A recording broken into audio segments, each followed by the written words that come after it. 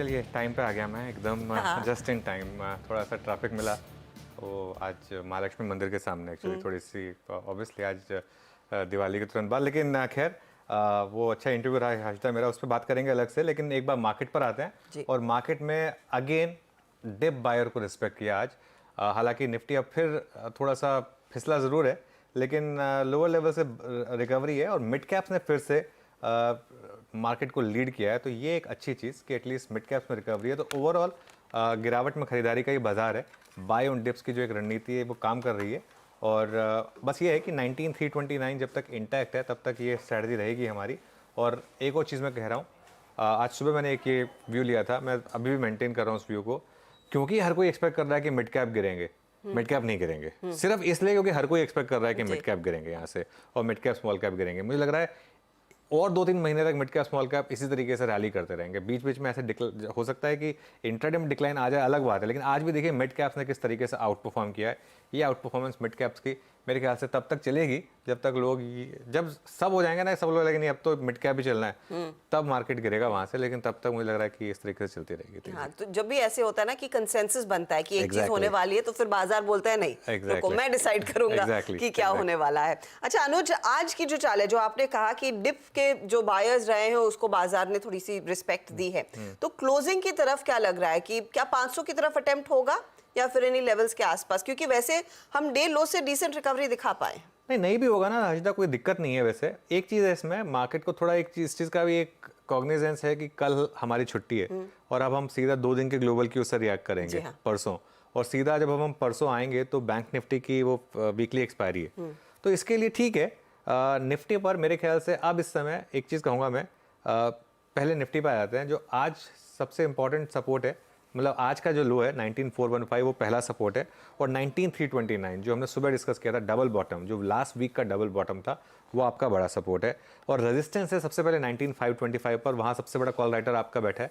पिछले हफ्ते भी ये बात हुई थी कि 19525 क्रॉस करना थोड़ा टफ होगा मार्केट के लिए, इवन एक्सपायरी वाले दिन भी हम नहीं निकाल पाए थे उस लेवल को, और ऊपर 19625। लेकिन 19329 के स्टॉप के साथ एक 19800 के लिए आप बने रहें। कहाँ क्लोजिंग होगी जो मेरे लिए अच्छी होगी, अगर क्लोजिंग थोड़ी सी भी 19494 80 तक भी हो गई तो इसको मैं बहुत शानदार क्लोज मानूंगा, गिवन हमारी शुरुआत कहाँ हुई थी।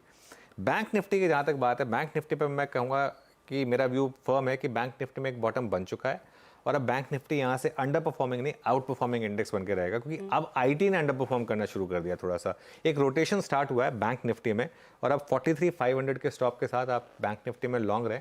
आज भी लो देखिए 43681, और बैंक निफ्टी में आज आपको जो असली ट्रेड मिली लोअर साइड से वो बैंक निफ्टी में मिली। निफ्टी में भले ही ना मिली हो, बैंक निफ्टी में लोअर साइड पे जिसने बाय किया और 43500 का जो स्टॉप लॉस था, और एग्जैक्टली जो जोन था हमारा बाय करने का 43600 टू 43700, वहीं से घूमा बैंक निफ्टी, और वो उस ट्रेड ने आपको अच्छा रिस्पेक्ट किया है। तो 43500 के स्टॉप के साथ बने रहे। 44500 टू 45,000 का मेरा एक व्यू है कि नवंबर सीरीज में आपको दिखना चाहिए। नवंबर सीरीज की एक्सपायरी लास्ट 30 नवंबर को ही है, तो वो मेरे ख्याल से यहाँ पर अच्छा भी बनेगा आपका। तो थोड़ा सा रुझान ना डिप्स पर खरीदारी को और मजबूत बनता हुआ दिखाई दे रहा है। बीरूप, गुड आफ्टरनून और नए साल की ढेरों शुभकामनाएं। बताइए क्या स्पॉट किया वायदे में?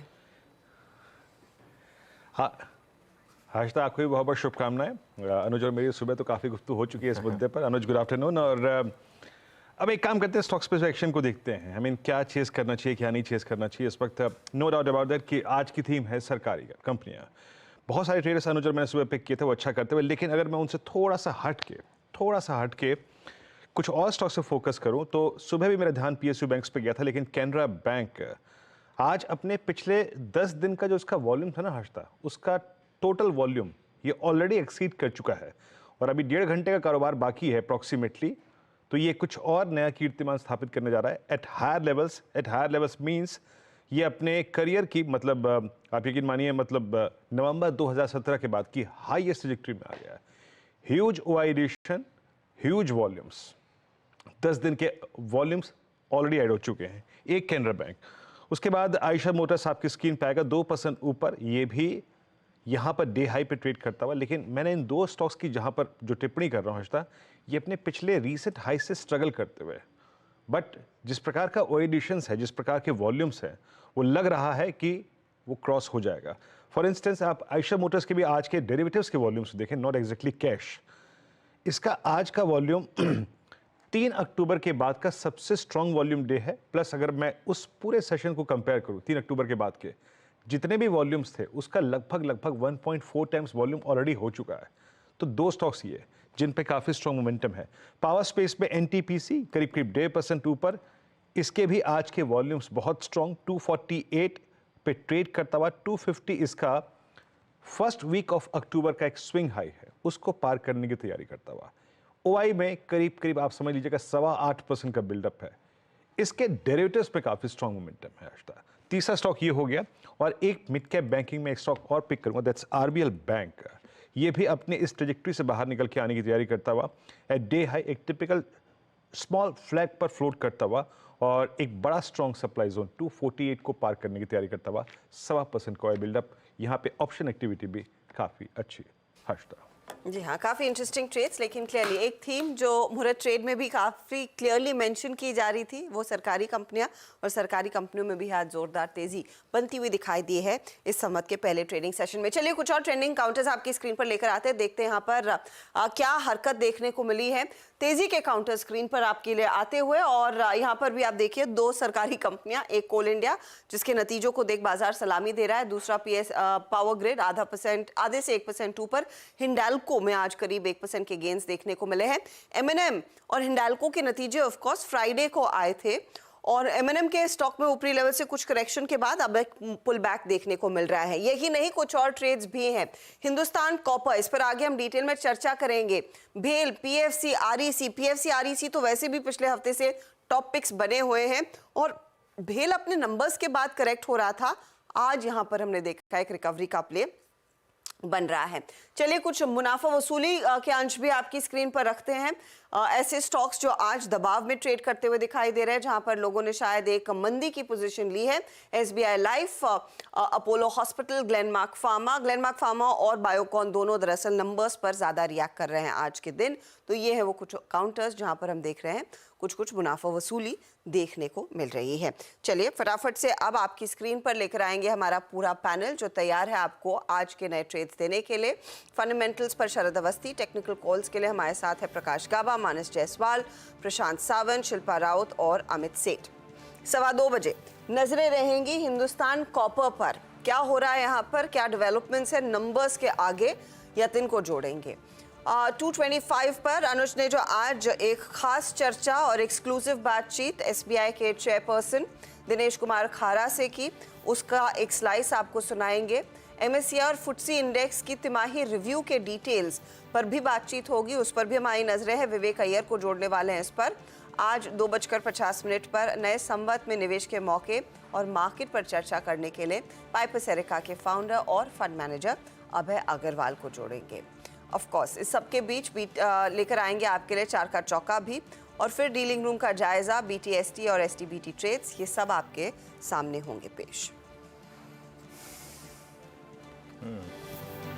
ओके, चलिए फिर ट्रेड्स लेना शुरू करते हैं, और उसके बाद कुछ और स्पेसिफिक्स पर भी बात करेंगे। पहले गाबा सर से ट्रेड लेते हैं। गाबा सर, गुड आफ्टरनून, बताइए इस समय की ट्रेड। मुझे बैंकिंग क्षेत्र पसंद है, अच्छा लग रहा है यहाँ पर, और जो स्टॉक मैंने चुना है वो है पंजाब नेशनल बैंक। ट्रेड कर रहा है 79 के आसपास, स्टॉप होगा 78 से ₹1। टारगेट मेरे ख्याल से 85 नजर आते हैं 1 या 2 दिन में, तो पंजाब नेशनल बैंक पर ध्यान देना चाहिए। आज बैंकिंग क्षेत्र में कुछ हरकत है। ओके, तो पीएनबी में एक बाय कॉल गावा साहब की तरफ से आता हुआ। शिल्पा, गुड आफ्टरनून, नए साल की शुभकामनाएं, बताइए आपका trade. Good afternoon everyone and happy new year. यहाँ पे मुझे अभी ट्रेंड पसंद आ रहा है। ट्रेंड में अगर देखेंगे तो आज ओपन इंटरेस्ट भी काफी डिसेंट है, और यहाँ पे एक स्पर्ट आ रहा है अगेन।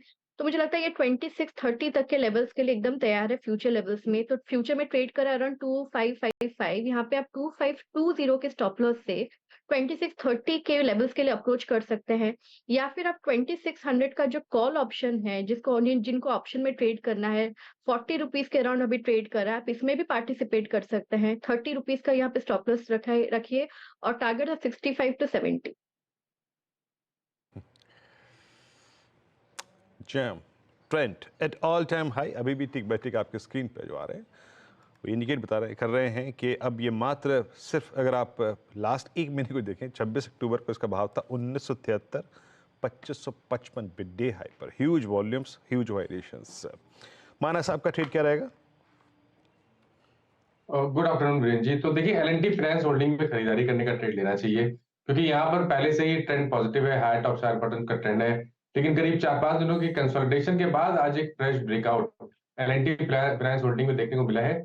तो करंट लेवल पे खरीदारी करिए, 142 का स्टॉप लॉस लगाइए और 149 की टारगेट सेट करिए L&T फाइनेंस होल्डिंग में। दोनों मैंने कैश लेवल्स बताए हैं।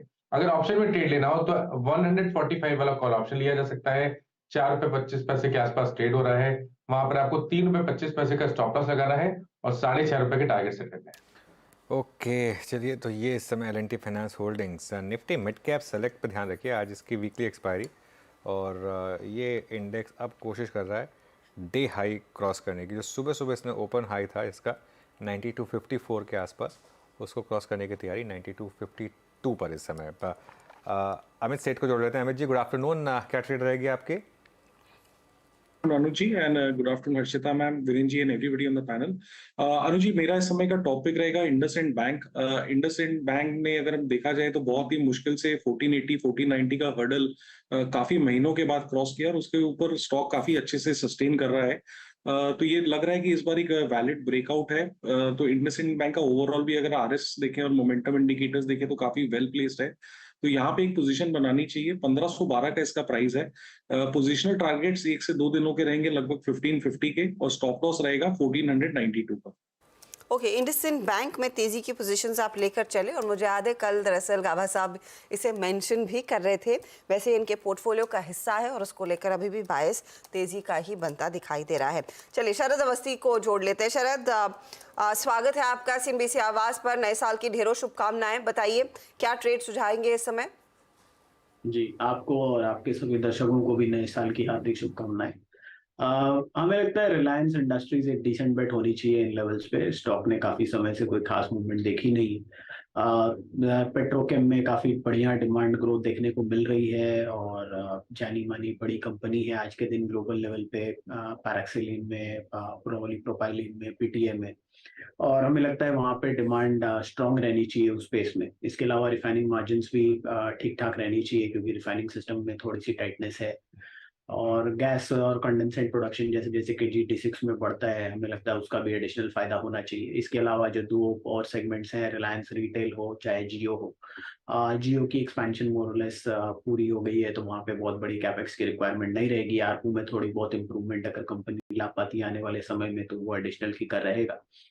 इसके अलावा रिटेल में स्केल अप जो अटेंड करना था वो ऑलरेडी हो गया है और आने वाले समय में उससे भी फायदा दिखना चाहिए। तो हमारा ये मानना है कि ये तीनों चीजें काफी इनके लिए फेवरेबल रहेंगी। इसके अलावा कंपनी 75,000 करोड़ रुपए नए रेन्यूएबल प्रोजेक्ट्स पे भी खर्चा करने की बात कर रही है। वहां से एक एडिशनल की कर वैल्यूएशंस को मिल सकता है। तो अगले 2 साल आप ये मान के चलिए 7-8% जैसी टॉप लाइन ग्रोथ और 125 रुपए के आसपास की FY25 की अर्निंग्स आनी चाहिए। तो SOTP के हिसाब से हमें लगता है 3100 रुपए तक के लक्ष्य आसानी से रिलायंस में आ जाने चाहिए और थोड़ी बहुत अपसाइड किक अगर आपको मिल सकती है तो रिन्यूएबल एनर्जी में और कोई इंप्रूवमेंट या डेवलपमेंट होती है तो वहां से और अपसाइड किक मिल सकती है।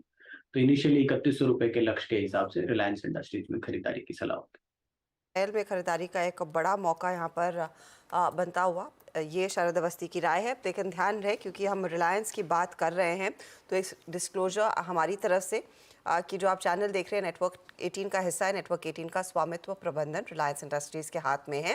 तो अगर आप ट्रेड लेना चाहते हैं आप एक इंडिपेंडेंट एडवाइज़र से ज़रूर बात कर लें। चलिए, तो ये फिलहाल अब तक के ट्रेड्स हुए, लेकिन एक पॉकेट जहाँ पर सबसे ज़्यादा तेज़ी बनती दिखाई दी है वो है PSU कंपनियाँ। इनफैक्ट निफ्टी का CPSE इंडेक्स भी आपकी स्क्रीन पर आ जाएगा, आप देखेंगे कितनी तेज़ी बनती देखने को मिली है।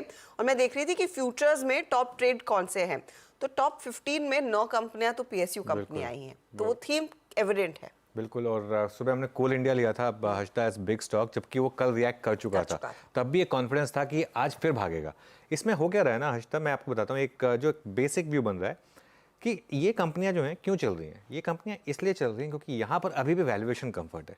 ऐसा नहीं है कि हर कोई कंपनी आगे जाके प्राइवेटाइज हो जाएगी। अच्छा, इसमें कई लोगों के हाथ भी चलेंगे कई कंपनियों में क्योंकि आप अक्रॉस द बोर्ड तेजी कर रहे हैं। इसमें क्या होगा ना, इसमें आपको एक डिफरेंशियल बनाना होगा फॉर एग्जाम्पल कुछ कंपनियां जहां पर हमेशा एक PSU डिस्काउंटिंग रहनी चाहिए, जैसे ऑयल मार्केटिंग कंपनीज, क्योंकि ऑयल मार्केटिंग कंपनीज में आपको कभी वो फुल प्राइस उनका मिलेगा ही नहीं, वो फुल वैल्यूएशन।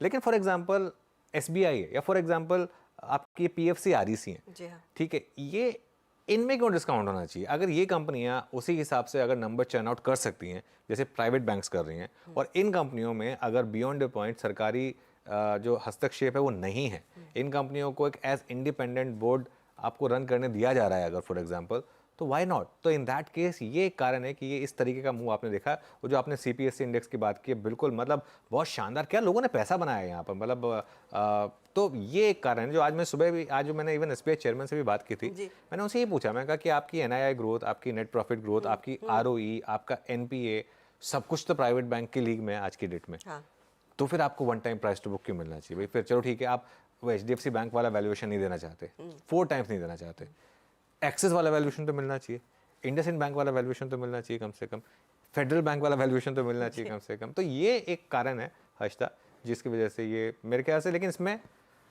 कुछ स्पेसेस में थोड़ी सी आपकी गलती भी गुंजाइश है, लेकिन बाकी अब देखिए FACT फॉर एग्जांपल 5 गुना हो गया 1 साल में। अब अगला 5 बैगर कौन होगा, ये थोड़ा सा अपने आप को रिसर्च करनी पड़ेगी, लेकिन मेरे ख्याल से यहाँ पे मोमेंटम है अभी भी, क्योंकि अब तक PSUs को इस तरह से देखा जाता था कि जहां पर विनिवेश होने वाला है, एटलीस्ट पिछले 5 सालों तक तो वही था कि विनिवेश की स्टोरी है, यहाँ पर पैसा बनेगा।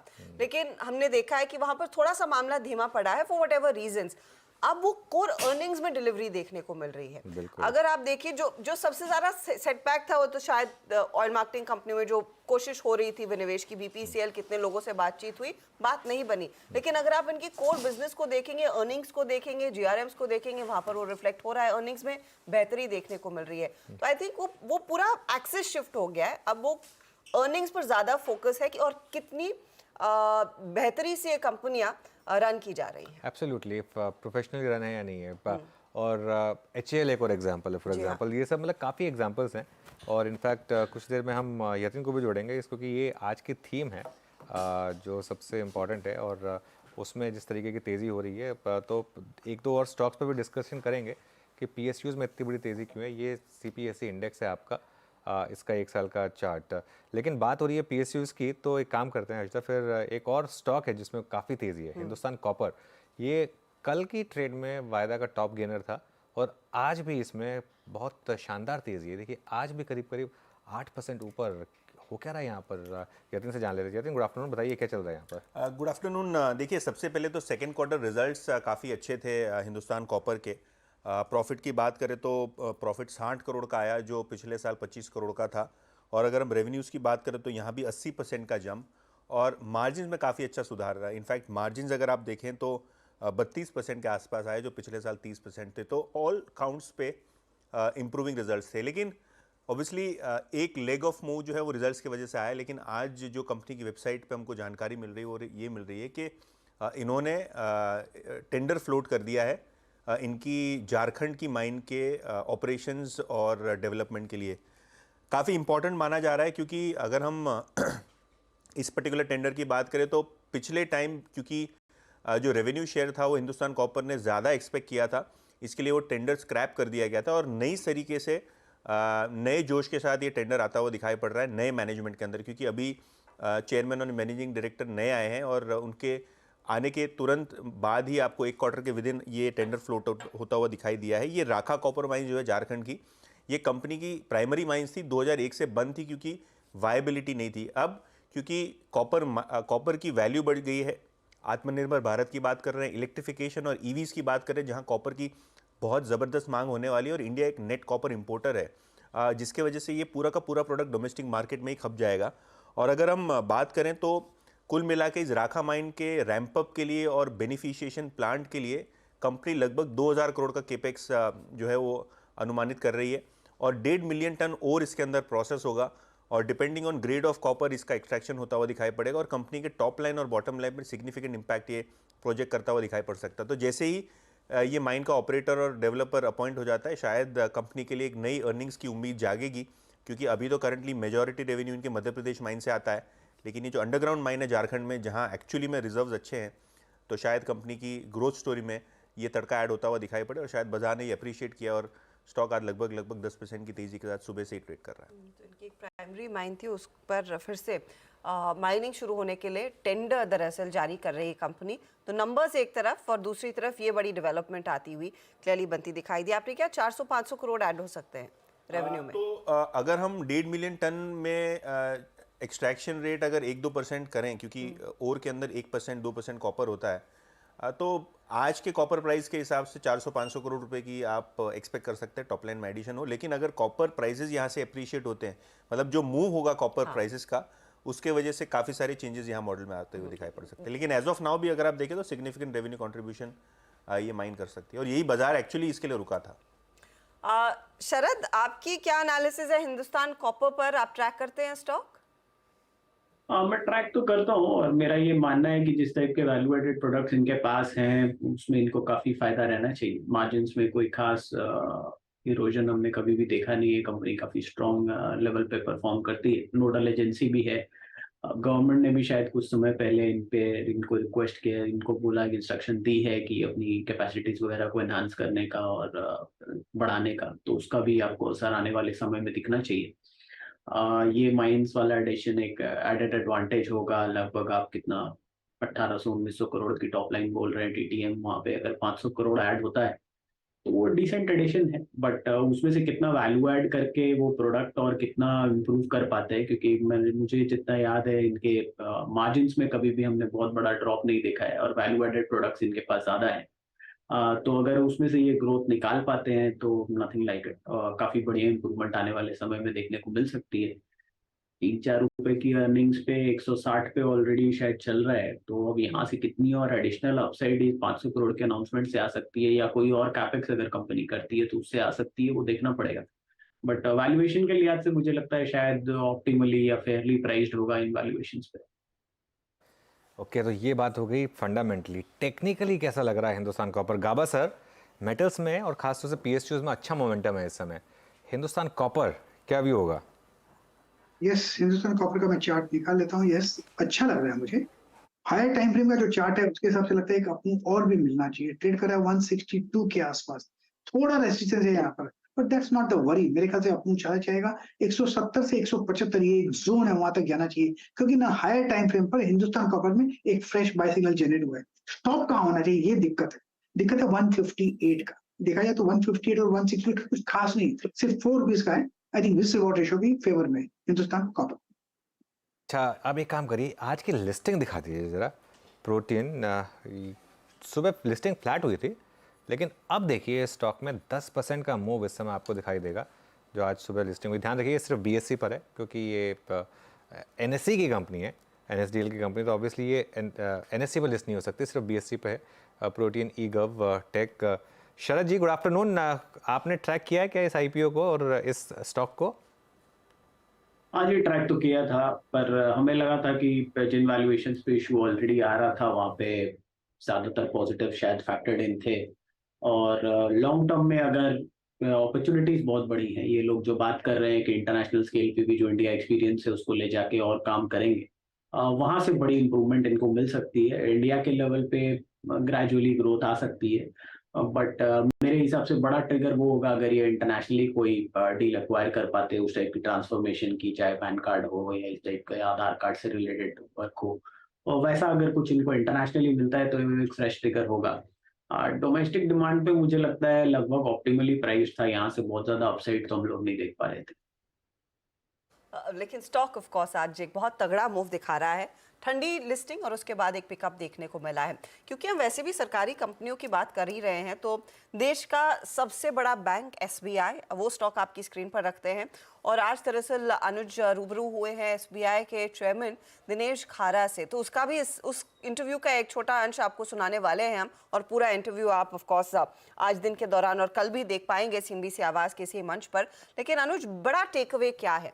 क्योंकि कई मुद्दों पर आपने बात की, आपने एनपीएस पर बात की, जो इनकी दूसरी सब्सिडीज हैं उसकी लिस्टिंग पर बात की, वैल्यूएशन क्या मिलना चाहिए उस पर बात की। एक निवेशक के लिए सबसे बड़ा टेक अवे इस इंटरव्यू में क्या है? सबसे बड़ा टेक अवे ये है हर्षदा कि यहाँ से मुझे लग रहा है स्टेट बैंक ऑफ इंडिया में री रेटिंग होगी, और उसके मैं 2-3 कारण बता रहा हूँ आपको। पहला तो State Bank of India is a proxy to जो देश में हो रहा है, जी हाँ। और देश में जिस तरीके से कैपेक्स साइकिल में एक इम्प्रूवमेंट आया है, इस बेस पे एसबीआई ने 4 लगातार क्वार्टर में 15 से 20% की लोन ग्रोथ डिलीवर की है, और उस लोन ग्रोथ पे जिसमें इन्होंने ग्रॉस एनपीए और नेट एनपीए अपने रिकॉर्ड लो पे लेके आ गए।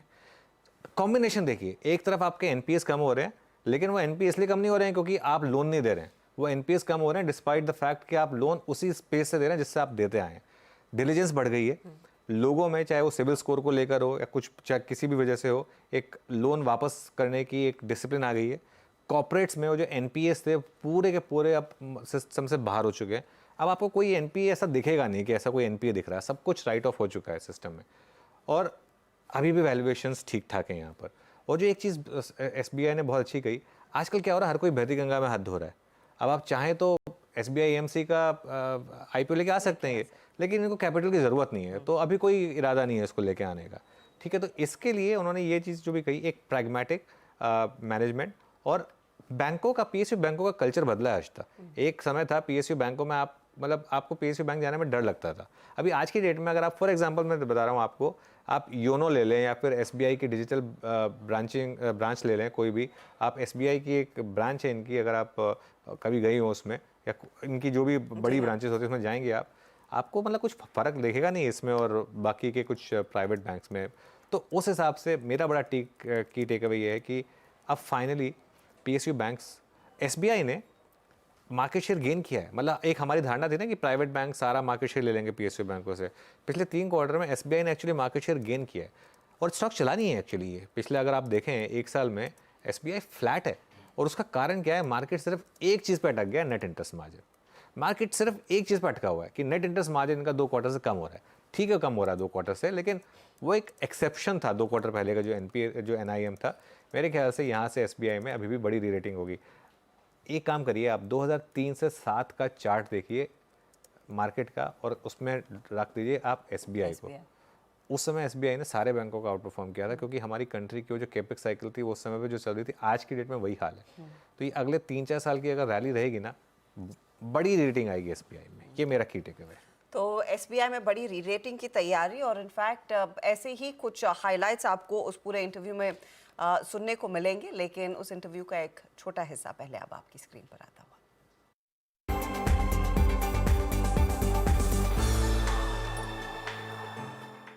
खरा साहब, एक चीज़ मैं आपसे पूछूंगा, फिर इतनी शानदार आपकी लोन ग्रोथ डबल डिजिट में, आपकी एनआईआई ग्रोथ शानदार रही है इतनी, आपका ग्रॉस एनपीए जो है वो ऑलमोस्ट प्राइवेट सेक्टर बैंक के लेवल पर आ गया है, नेट एनपीए उस लेवल पर आ गया है, आपकी रिटर्न ऑन इक्विटी कंसिस्टेंटली 20% पर रही है, तो आपको लगता है कि मार्केट आपके साथ थोड़ा अनचैरिटेबल है, आपको प्राइवेट बैंक का वैल्यूएशन मिलना चाहिए? ये कुछ ऐसे मिथ्स मार्केट में रहते हैं कि पब्लिक सेक्टर एंटिटी है, ये सस्टेनेबल रहेगा नहीं रहेगा, लेकिन हम लोगों ने पिछले कई क्वार्टर से हमने लगातार बहुत अच्छे रिजल्ट्स दिए हैं। मेरा मानना है कि मार्केट इस फैक्ट को रियलाइज करेगी और शायद हम लोगों को, हमारे स्टॉक को रिवार्ड करेगी। वैल्यूएशन होती है उसमें एक सम ऑफ द पार्ट्स में एक आपकी सब्सिडीज का बहुत बड़ा रोल होता है। आपने ऑब्वियसली एसबीआई लाइफ इंश्योरेंस को लिस्ट कराया हुआ है, एसबीआई कार्ड्स को लिस्ट कराया हुआ है। एसबीआई एएमसी को लेकर क्या व्यू बन रहा है? क्योंकि मुझे याद है आपने कुछ महीने पहले कहा था कि अभी हम उसको ठंडे बस्ते में रख रहे हैं, लेकिन अभी मार्केट वापस हॉट हुआ है, म्यूचुअल फंड्स में लगातार रिकॉर्ड इन्फ्लोज आ रहे हैं, वापस एक बार सेक्टर, एक एग्जांपल दे रहा हूं मैं, एचडीएफसी एएमसी का स्टॉक में एकदम से करीब 50 से 60% की रैली हुई है बहुत जल्दी 3 महीने में। एक रीलुक का मन हो रहा है क्या उसको मोनेटाइज करने के लिए? देखिए, ऐसा है कि एएमसी में कैपिटल का तो इतना रिक्वायरमेंट नहीं रहता है, तो ये तो एक्चुअली ये एक इंडस्ट्री ऐसी है जो कि लाइट कैपिटल इंडस्ट्री है, तो इसमें नॉलेज बेस का ज़्यादा रिक्वायरमेंट रहता है। तो इसी कारण से हम लोगों ने फ़िलहाल इसके ऊपर कोई विशेष रूप से हम ध्यान नहीं दे रहे कि इसको हम आईपीओ वगैरह करें, और आने वाले दिनों में देखेंगे, अगर कुछ आवश्यकता हुई, कुछ कैपिटल की रिक्वायरमेंट होगी यहाँ पर, तब देखेंगे। लेकिन अभी तो इसका नेटवर्क काफ़ी अच्छा है, और ज़्यादा इंपॉर्टेंट ये है कि इनकी स्कीम्स अच्छा परफॉर्म करें, जिसके ऊपर कि हमारा पूरा ध्यान है। नहीं, बिल्कुल, काफ़ी अच्छा कर भी रहे हैं आप। मैं एसबीआई म्यूचुअल फंड की मैनेजमेंट से लगातार मिलता रहता हूँ, काफ़ी वहाँ पर भी रेवोल्यूशनर्स हुआ है। तो आप तब तक नहीं लाएंगे जब तक आपको कैपिटल की ज़रूरत होगी, इस मतलब सिर्फ इसमें अपॉर्चुनिस्टिक कैपिटल रेजिंग नहीं होगी, इसमें कोई ज़रूरत नहीं है, इसमें कोई ज़रूरत नहीं है।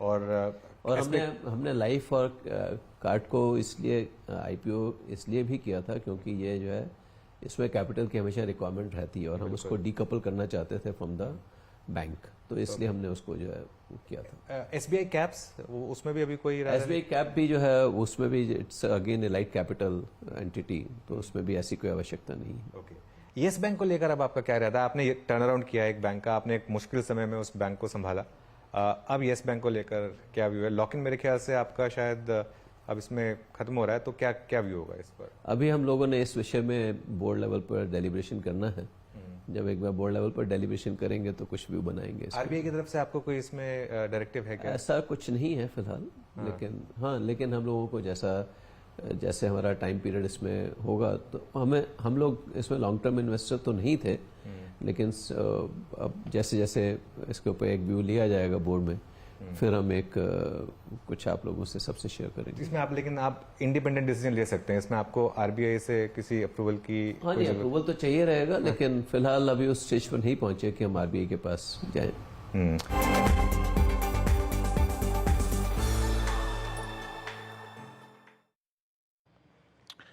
जी हम SBI चेयरमैन श्री दिनेश कुमार खारा के साथ ये अनुज सिंघल, मैनेजिंग एडिटर CNBC सेवास की खास बातचीत के आप अंश सुन रहे थे। याद रखिएगा, अगर आप इसमें निवेशित हैं तो आपको ये पूरा का पूरा इंटरव्यू सुनने का जल्द मौका मिलेगा, जिसका टाइम आपको सूचित किया जाएगा। ये पूरा का पूरा इंटरव्यू। खैर, एक बार मैं SBI को टेक्निकली डिस्कस करना चाहूँगा।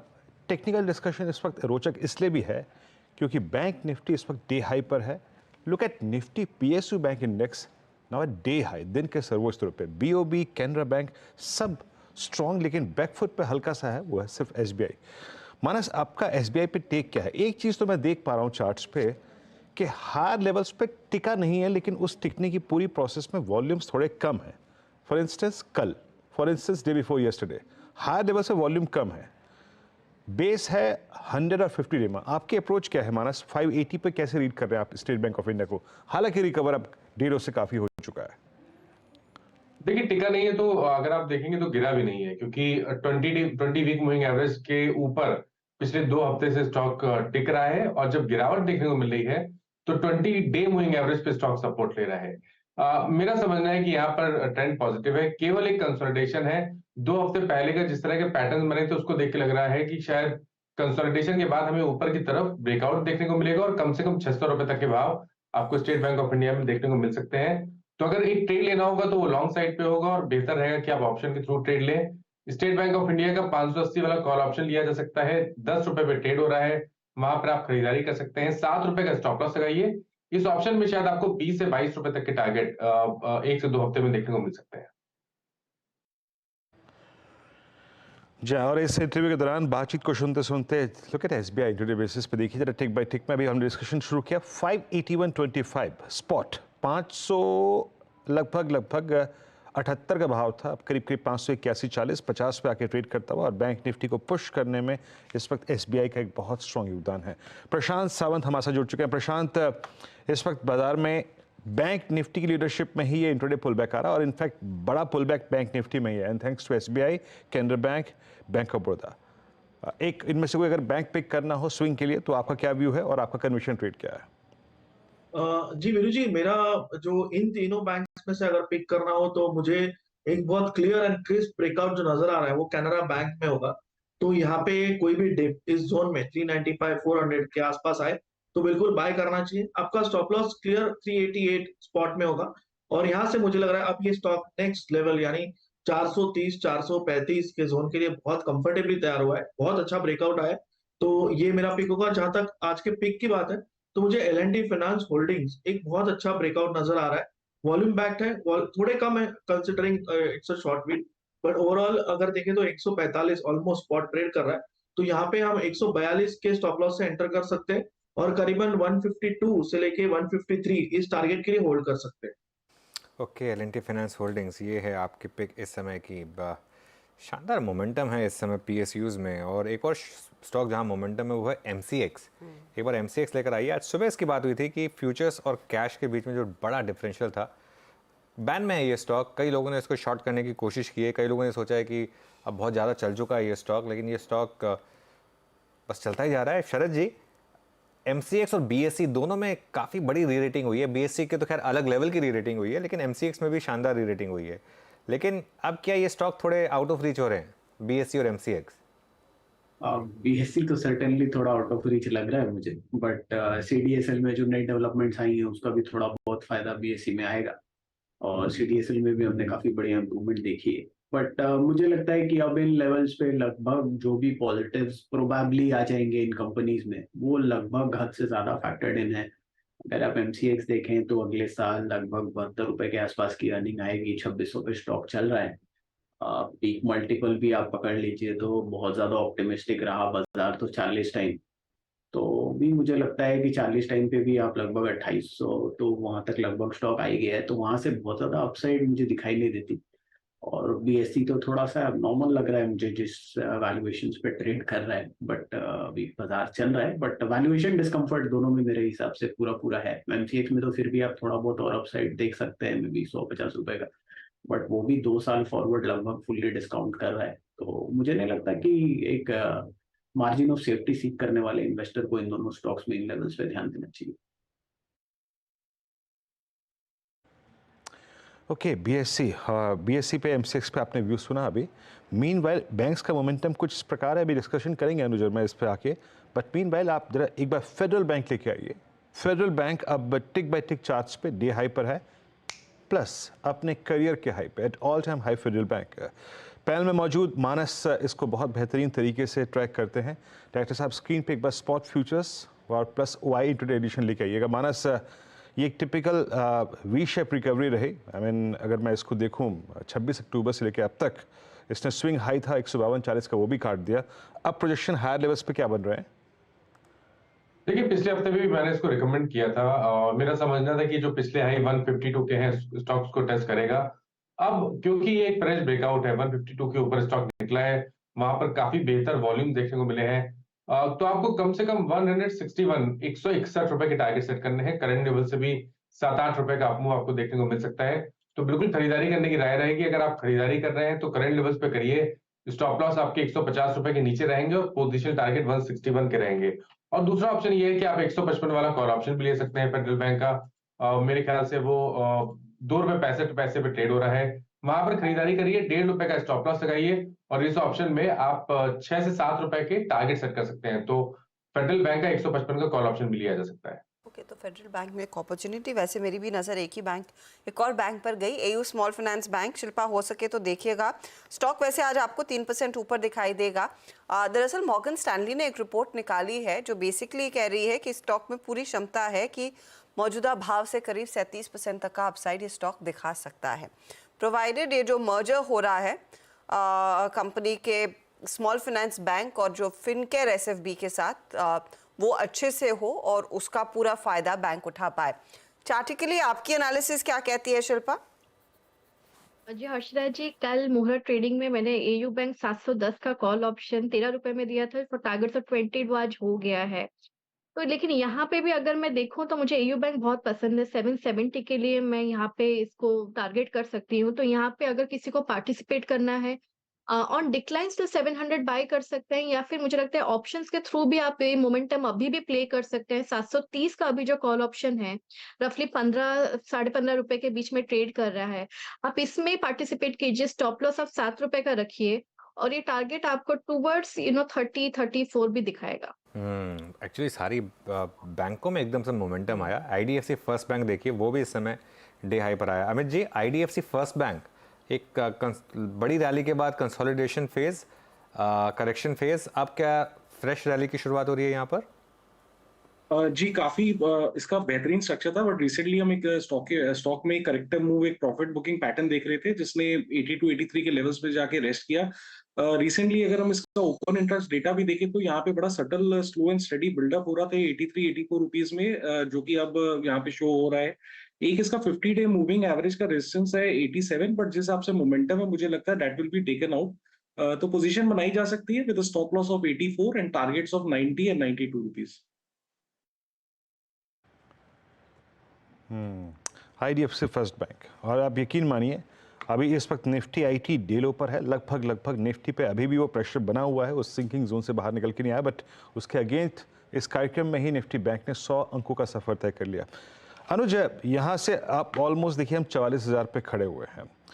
अभी अगर हम देखें निफ्टी पीएसयू बैंक इंडेक्स अच्छा करता हुआ, एसबीआई चला है अभी उधर ICICI बैंक में कभी कभार मूव आता है। अभी मैं एक बड़ी अच्छी इंटरेस्टिंग रिपोर्ट पढ़ रहा था, मोतीलाल ओसवाल की मेरे ख्याल से वो रिपोर्ट थी। उन्होंने HDFC बैंक को कहा कि भाई FY24 के अर्निंग्स को लेके चले तो लगभग 2.25 के मल्टीपल पे उनको प्राइस टू बुक पे HDFC बैंक पीछे रखता है। तो क्या हर चीज़ इस वक्त, क्योंकि मैं HDFC बैंक का जिक्र इसलिए कर रहा हूँ क्योंकि सबसे हैमर्ड स्टॉक वहाँ पे यही है। बिल्कुल। क्या वो भी एक बेस बना चुका है? Risk reward ratio considering all facts अच्छा है बैंक निफ्टी में? अच्छा है। प्लस एक और चीज़ का ध्यान रखिए वीरू, आज आखिरी के 1 घंटे में मार्केट प्राइसिंग करने की कोशिश करेगा हमारा इन्फ्लेशन डेटा शाम का। और अगर आज का शाम का इन्फ्लेशन डेटा, क्योंकि अब हम सीधा परसों रिएक्ट करेंगे उस पर, और US का भी डेटा आ जाएगा तब तक, तो वो दोनों डेटा पॉइंट्स पर परसों जो है आपकी बैंक निफ्टी की वीकली एक्सपायरी भी है। तो परसों एक हो सकता है कि बैंक निफ्टी में आपको बड़ा गैप अप मिल जाए अगर इन्फ्लेशन डेटा अच्छा आया और ग्लोबल क्यूज ठीक ठाक रहे।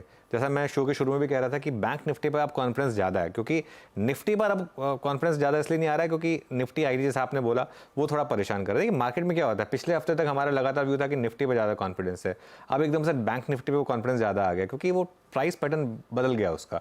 200 डे मूविंग एवरेज पे सपोर्ट लिया, 2 बार टेस्ट हुआ, वहाँ से भागा, उसके बाद ऑप्शन राइटर्स के जोन से बाहर निकला।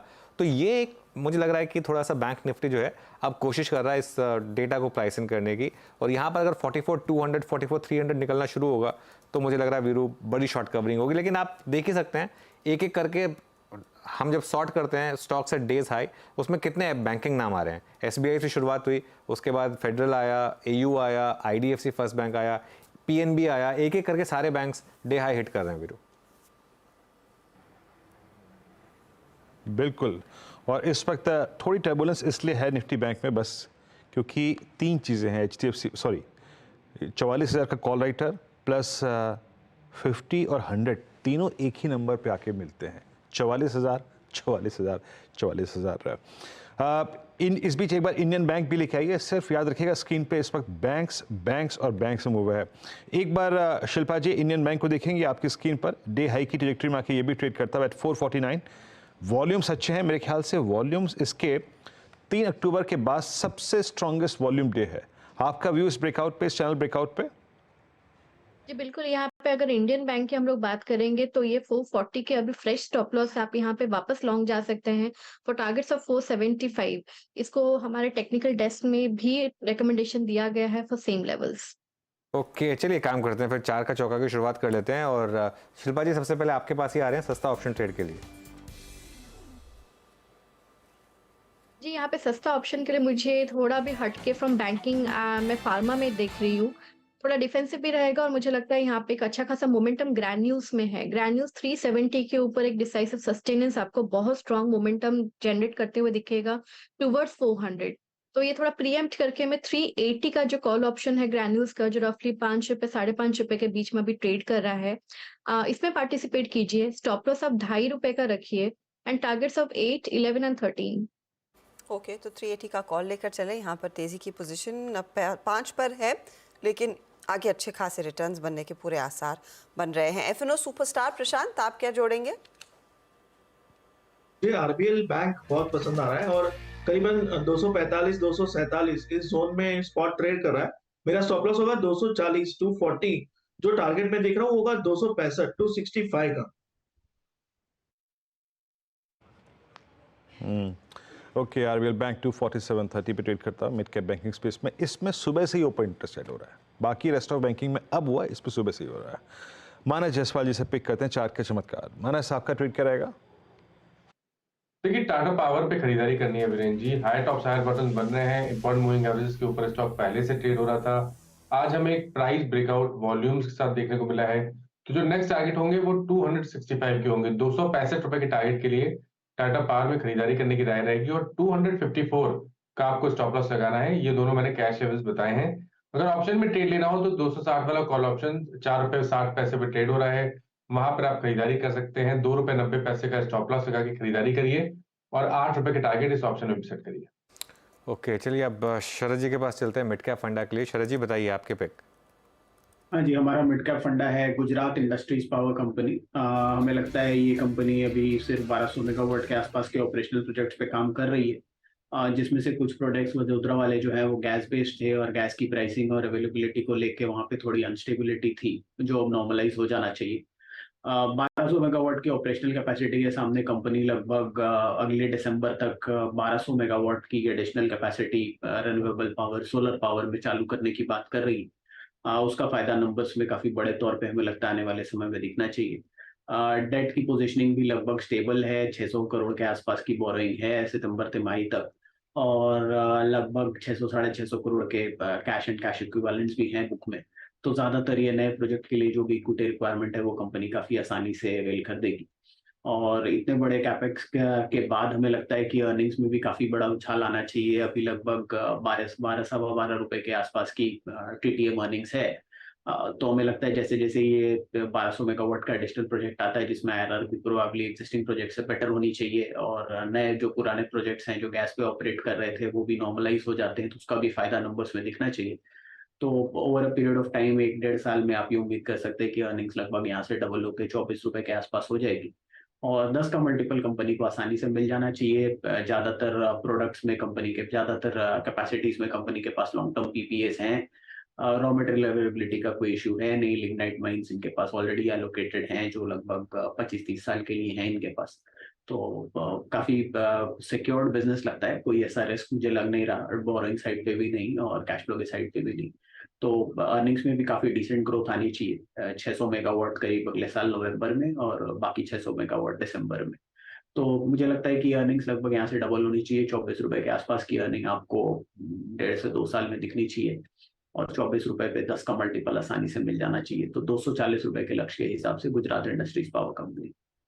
ओके, तो ये फिलहाल आपके लिए जीआईपीसीएल पर एक पर्सपेक्टिव मिड कैप फंडा में आता हुआ। चलिए फटाफट से वो सारे ट्रेड्स आपके लिए रैप कर देते हैं। सस्ता ऑप्शन ग्रैन्यूल्स 380 वाला कॉल लेने की सलाह 5.45 पर आ गया है। आप वैसे 5.15 पर सजेस्ट किया गया था। 8, 11 और 13 आपके टारगेट्स रहेंगे। 2.5 रुपये का स्टॉप लॉस रखिएगा। फिर आया एफएनओ सुपरस्टार आरबीएल बैंक, एक मौका तेजी का यहाँ पर पकड़ा है प्रशांत ने। 260 के लेख तेजी करें, 240 स्टॉप लॉस। और टाटा पावर अगला ट्रेड जो मानस ने पिक किया है, चार्ट का चमत्कार, 265 का टारगेट यहाँ, 254 का स्टॉप लॉस। और जीआईपीसीएल पर एक बाय कॉल दे रहे हैं शरद अवस्थी 240 के टारगेट के लिए। स्टॉक देखिए 150 के आसपास ट्रेड कर रहा है, तो मौजूदा भाव से यहाँ पर अब और 100 रुपये की बढ़त की पूरी गुंजाइश है। अच्छा, क्योंकि ग्रैन्यूल्स पर फार्मा का साज छेड़ दिया है शिल्पा ने, वैसे मेरी नज़र इप्का पर गई थी।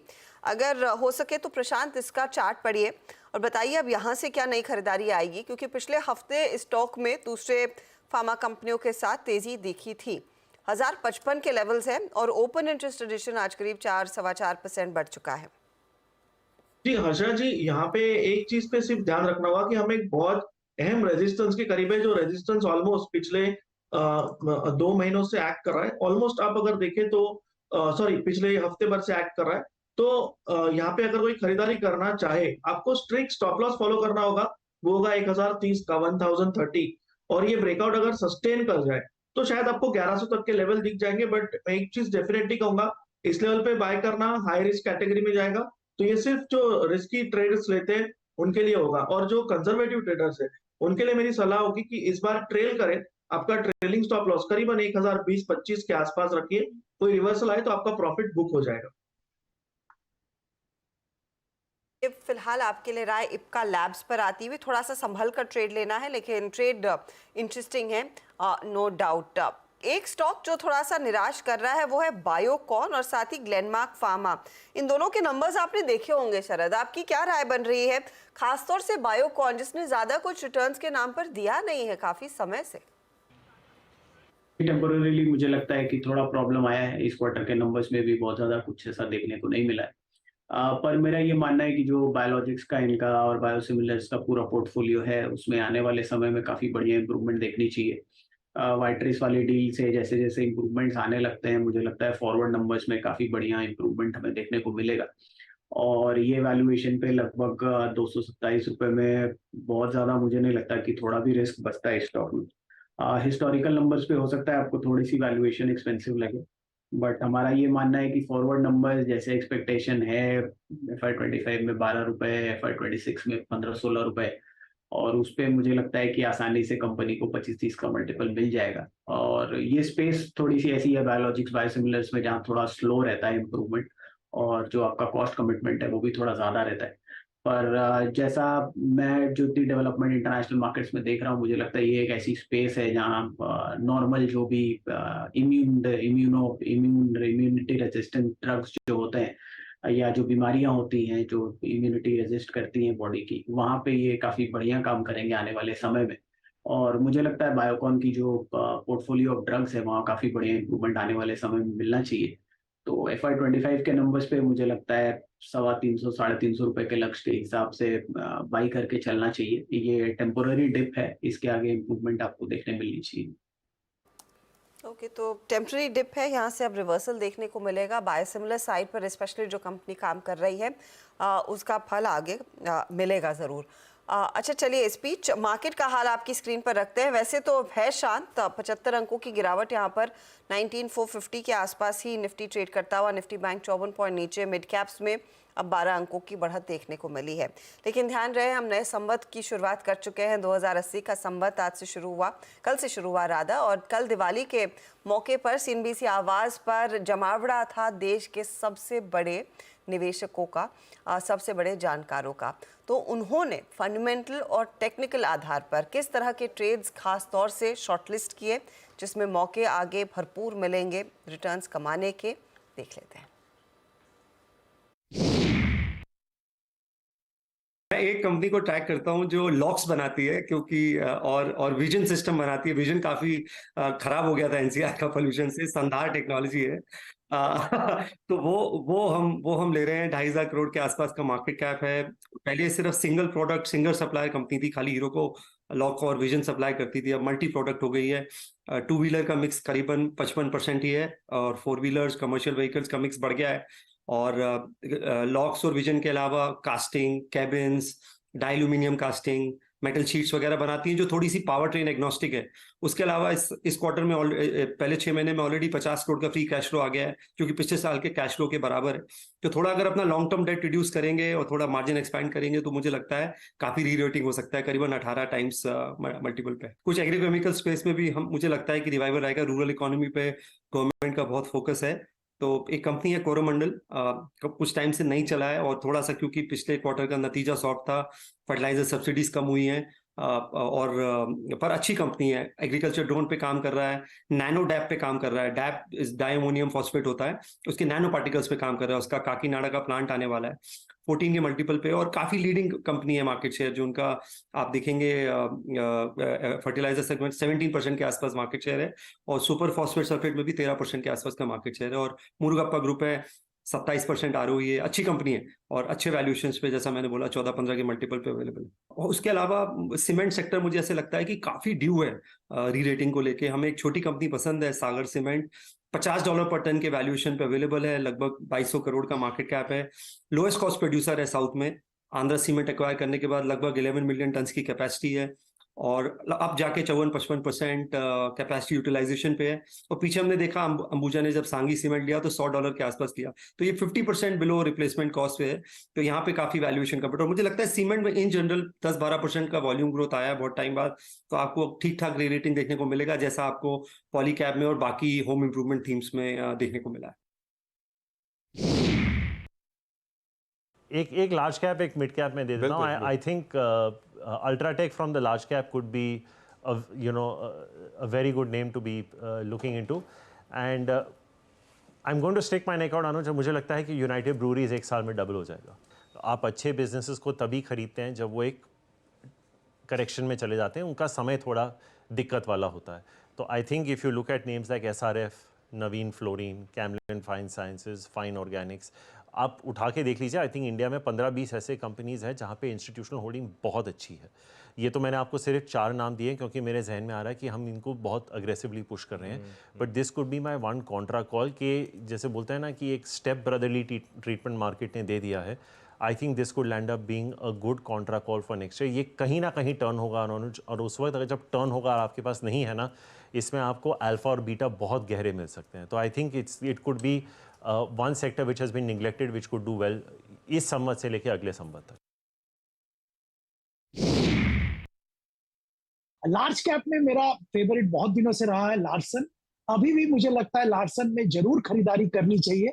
देखिए, सबसे बड़ी बात यह है कि इंटरनेशनल ऑर्डर यहाँ पे करीबन 1/3 से ज्यादा हो गया और भर भर के international order particularly Saudi Arabia से इनको मिल रहा है।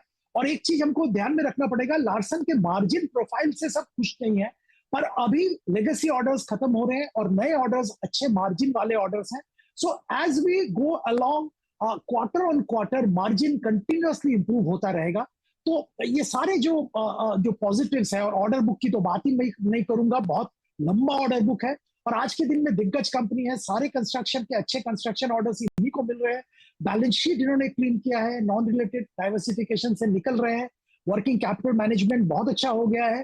तो यहाँ पे जरूर खरीदारी की जा सकती है। 1 साल के लिए 4,000 रुपया का टारगेट हम लोग दे रहे हैं यहाँ पे। Mid cap small cap universe में 2 शेयर्स का मैं जिक्र करूंगा जो दोनों हमारे फेवरेट है। एक है वेल्सपन कॉर्प। ये जो सारा इंफ्रास्ट्रक्चर कंस्ट्रक्शन रिलेटेड काम हो रहा है, वाटर ये काम हो रहा है, इससे बहुत अच्छा ताल्लुकात है इस कंपनी का। इसी क्षेत्र में काम करते हैं। लाइन पाइप क्षेत्र के दिग्गज कंपनी है, इंडिया में बहुत अच्छा पकड़ है, सऊदी अरबिया में जबरदस्त बिजनेस है, यूएस में बिजनेस है। इसके अलावा इन्होंने सिंटेक्स एक्वायर किया था, जाना माना ब्रांड है वाटर टैंक का, और उसके जरिए बहुत अच्छा डिस्ट्रीब्यूशन नेटवर्क इनके पास आ गया है। उसका भी बहुत अच्छा एक्सपेंशन की संभावना आने वाले दिनों में रहेगी। तीसरी बात यहाँ पे है टीएमटी, जो बिल्डिंग मटेरियल के साथ जुड़ा हुआ है। टीएमटी में भी इनका अच्छा कामकाज चल रहा है और सरकार की जो सारे स्कीम है, ये सारे स्कीम के साथ ये सारे सेक्टर्स जहाँ पे काम कर रहे हैं अच्छी तरह से जुड़ा हुआ है। और इस शेयर में ऐसा कुछ बहुत बड़ा मतलब अपसाइड अभी तक आया नहीं। हम लोग बिलीव करते हैं कि यहाँ से भी करीबन 600 रुपया का टारगेट रख के 1 साल के लिए यहाँ पे हम लोग खरीदारी की सलाह दे रहे हैं। तीसरा शेयर मैं जिक्र करूंगा जिसका, वो है सोना बीएलडब्ल्यू।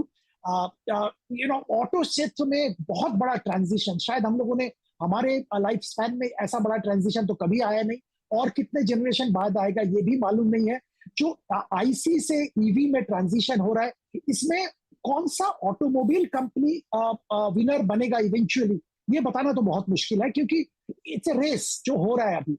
पर जो एंसिलरी कंपनीज है, जो जिनका अच्छा पकड़ है इस क्षेत्र में, जिन्होंने अपना प्रोडक्शन लाइन ट्विक कर लिया ईवी के तरफ, इनमें से दिग्गज कंपनी है सोना बीएलडब्ल्यू। और इसका आने वाले दिनों में और भी तगड़ा बुक बनेगा और भी अच्छे ऑर्डर्स मिलेंगे, और यहाँ से भी इनका बहुत अच्छा प्रोग्रेस होगा। मार्जिन प्रोफाइल तो बहुत अच्छा है ही, बैलेंस शीट स्ट्रांग है।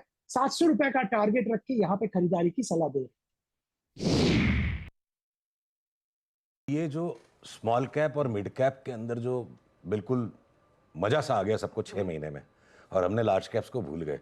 देसी घी की मिठाइयाँ, ये जो लार्ज कैप स्टॉक्स है, देसी घी के लड्डू, तो across the board, across every sector मेरे को लगता है मिड कैप स्टॉक्स की जो अब रिटर्न, लार्ज कैप स्टॉक्स की अब जो रिटर्न आएगी, जिसको हम भूल चुके थे, बाजार की असली तेजी का फ्लेवर की सारे लार्ज कैप बिल्कुल बेबाक भागे यहाँ से। एक ऑटो के सेक्टर को छोड़ दीजिए, जहां मुझे सिर्फ लगता है टाटा मोटर्स 25% बढ़ सकता है निवेश करने के लिए, या 3 महीने का व्यू ले, क्योंकि ब्रिटिश पाउंड यहाँ से 10% स्ट्रांग होगा। बाकी आप चाहे इंजीनियरिंग में देखो, चाहे वो सीमेंस है, एबीबी है, कमिंस है, सब न्यू हाई की तरफ भाग रही है चार्ट्स मेरे हिसाब से, हो गया रिवर्सल। कंज्यूमर स्पेस में आप आओ तो बाटा लगता है यहाँ से 50% बढ़ जाएगा, बाटा जैसा स्टॉक 50% बढ़ जाए, मतलब हो गया ना देसी घी का लड्डू। रॉन्ग भी अगर कोई हो गया 10-20 दिन के लिए, बाटा जैसी बढ़िया कंपनी में रॉन्ग हुआ। हिंदुस्तान लीवर यहाँ से 50% बढ़ जाएगा। 50% हिंदुस्तान लीवर बढ़े तो क्या इंपैक्ट हो सकता है निफ्टी पे। रिलायंस 50% बढ़ जाएगा। केमिकल्स में मेरी टॉप पिक है नवीन फ्लोराइन 50%, और इंटरमीडिएट गुड्स में पीआई इंडस्ट्रीज और पिडिलाइट मुझे लगता है 50% ये भी भाग जाएंगे। मिड कैप आईटी में एम्फेसिस, एलटीटीएस, नौकरी, इनमें भी मैं 50% तक की बढ़त की जगह देखता हूँ। समय लगेगा, ये सप्ताह भर की चाल नहीं, 1 क्वार्टर पकड़ लो आप। बैंक्स जो है ना, उनके अंदर में थोड़ी सी मायूसी लगती है, सब maintenance returns. Nifty bank at most किसी तरह अपने प्रायर हाई के 500-700 पॉइंट नीचे तक चली जाए। पर ऑयल गैस में रिलायंस, कंज्यूमर में बाटा, एफएमसीजी ये हो गया। अब आपके मैं फाइनेंशियल स्पेस में हमने एक्सचेंजेस पे और ब्रोकरेजेस पे बड़ी तेजी कर ली 3 महीने में। अब मेरे को लगता है उस तरह की नहीं तो करीब वैसी तेजी एएमसीज में और लाइफ इंश्योरेंस कंपनीज में आएगी। तो माइल्ड शिफ्ट है with in the sector of insurance and AMCs में। यूटीआई एएमसी, निपॉन एएमसी, ये सब मुझे 40-50% यहाँ से बढ़ते हुए दिखते हैं। तो वही वाली प्रॉब्लम कि पैसे तो बस इतना ही है, चाहे आज दिवाली हो चाहे वो बड़ी प्रॉब्लम है। तो बहुत सारे ज़्यादा स्टॉक्स हैं। तो इनमें से आप स्मॉलर स्टॉक्स में भी अगर जाते हो तो वहाँ भी 40-50% के रिटर्न, इतनी ज़्यादा वॉलेटिलिटी, ये हाई क्वालिटी स्टॉक्स के अंदर देसी घी की मिठाई खाने का मौका है अभी। तो कई सारे स्टॉक्स जो आपको देसी घी मिठाई का जो स्वाद है वैसा एक्सपीरियंस अनुभव करा कर दे सकते हैं। मौके भरपूर हैं इस बाजार में। चलिए लेंगे एक छोटा सा ब्रेक, लेकिन ब्रेक के बाद हमारे साथ जुड़ेंगे अभय अग्रवाल और उनसे भी पूछेंगे नए संवत में क्या है नई थीम। चलिए नए संवत में कमाई की नई थीम और मार्केट पर आउटलुक पर चर्चा के लिए हमारे साथ जुड़े हैं पाइपर सरिका के फाउंडर और फंड मैनेजर अभय अग्रवाल। अभय जी गुड आफ्टरनून। पहले तो दिवाली की बहुत बहुत शुभकामनाएं। बताइए कैसा फील कर रहे हैं इस संवत पर? जी अनुज, आपको, आपके सारे दर्शकों को दिवाली की, नववर्ष की बहुत बहुत शुभकामनाएं। पिछले संवत से और इस संवत में काफी अच्छा रिटर्न बना है। अब उम्मीद यही है सारे निवेशकों का ऐसा ही अगला संवत भी निकले। तो आप इस समय कहाँ बैठ ले रहे हैं? इस समय कहाँ पर रिस्क रिवॉर्ड फेवर में, क्योंकि बड़ी रैली हुई है खासतौर से मिड कैप्स में? जी अनुज, थोड़ा डिफेंसिव ओरिएंटेशन है पोर्टफोलियो का जो हमने क्रिएट किया है पिछले 1 महीने में। तो उसके लिए हमने लार्ज कैप्स में एलोकेशन बढ़ाया है अपना, स्मॉल कैप मिड कैप्स में प्रॉफिट बुकिंग करी है और थोड़ा कैश एलोकेशन बढ़ाया है अनुज। और वो इसलिए बढ़ाया है कि मुझे लगता है कि 2 चीजें साइमल्टेनियसली चल रही हैं जो इन्वेस्टर्स को थोड़ा कॉशियस रहना चाहिए। एक जो कि अर्निंग्स को इम्पैक्ट कर सकती है नेगेटिवली अगले साल भर में, और दूसरी एक सेंटिमेंट को इम्पैक्ट कर सकती है। तो अर्निंग्स को इम्पैक्ट करने के लिए जो मुझे दिख रहा है, एक जो इंटरेस्ट रेट्स अभी भी नीचे नहीं आ रहे हैं और कॉस्ट ऑफ बोरोइंग अभी भी हाई है, इन्फ्लेशन भी अभी भी स्टिकी है। और दूसरी तरफ जितना मैंने देखा है, हमारी टीम ने कवर किया है, एक बड़ा स्लो डाउन है जो दिवाली की सेल्स जैसे डीलर्स और रिटेलर्स एक्सपेक्ट कर रहे थे, स्पेशली लार्ज डीलर्स जो हैं ऑटोमोबाइल्स के और होम इम्प्रूवमेंट के। वो फ्रैंकली अभी तक वो सेल्स ऐसी हुई नहीं है और उसकी वजह से इन्वेंट्री लेवल थोड़े बढ़ गए हैं। तो अगर दिसंबर के पहले वीक तक ये नहीं होता है तो मुझे लगता है इस क्वार्टर की अर्निंग जो हमें अगले क्वार्टर में दिखेंगी वो थोड़ी वीक रहेंगी एक्सपेक्टेशन से। एक तो ये मेरे 2 डर है जो अर्निंग्स की तरफ है, और एक जो इलेक्शंस के अब जिस माहौल में हम हैं और 3 तारीख तक जब तक रिजल्ट नहीं आ जाते तो थोड़ा एक वो भी सेंटिमेंट को सप्रेस करेगा। तो इसके चलते लॉन्ग टर्म में मुझे कोई प्रॉब्लम नहीं है अनुज, पर शॉर्ट टर्म में, मीडियम टर्म में मुझे लगता है इन्वेस्टर्स को थोड़ा कॉशियस रहना चाहिए। कैश रखें पोर्टफोलियो में जैसे हमने भी रखा है कि मौका मिले तो एक अच्छे लेवल पे आपको एंट्री मिल सकती है। तो ये अभी पोर्टफोलियो ओरिएंटेशन यही है अनुज। वर्स्ट केस सिनेरियो में जो पूछते ना सवाल कि व्हाट कुड गो रॉन्ग, जो आप इस समय थोड़ा बहुत जहन में रखना चाहते हैं? जी हर्षदा, मुझे एक तो ये लग रहा है कि जो फेड के जो अभी थोड़ा रेट गिरा फेड के लास्ट मीटिंग के बाद, पर फिर से आप देखें तो यूएस ट्रेजरीज के रेट्स वापस ऊपर आ गए हैं और एक ऐसा इन्वायरमेंट है जहाँ पे जापान जैसा बड़ा ट्रेजरी बॉन्ड्स का बायर इस समय सबसे बड़ा सेलर है ट्रेजरी बॉन्ड्स का, और साथ में चाइना और जो बड़े होल्डर्स हैं यूएस ट्रेजरी बॉन्ड्स के वो सब नेट सेलर हैं, और इतनी नेट सेलिंग हमने कभी नहीं देखी पिछले 20 सालों में। तो इससे क्या हो रहा है कि यूएस की जो कॉस्ट ऑफ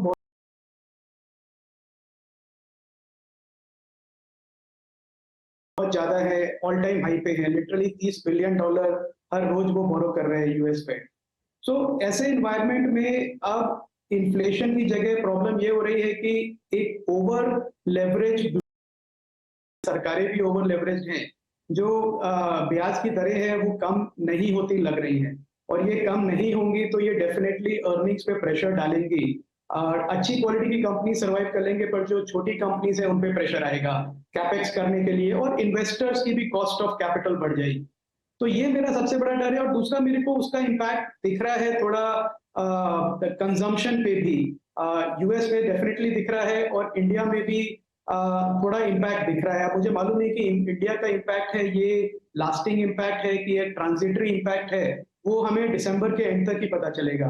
तो ये मेरे थोड़े 2 एक हेसिटेशन है Harshada before I take a full bull call. तो थोड़ा इसके लिए मैं कॉशियस हूँ इस महीने और अगले महीने।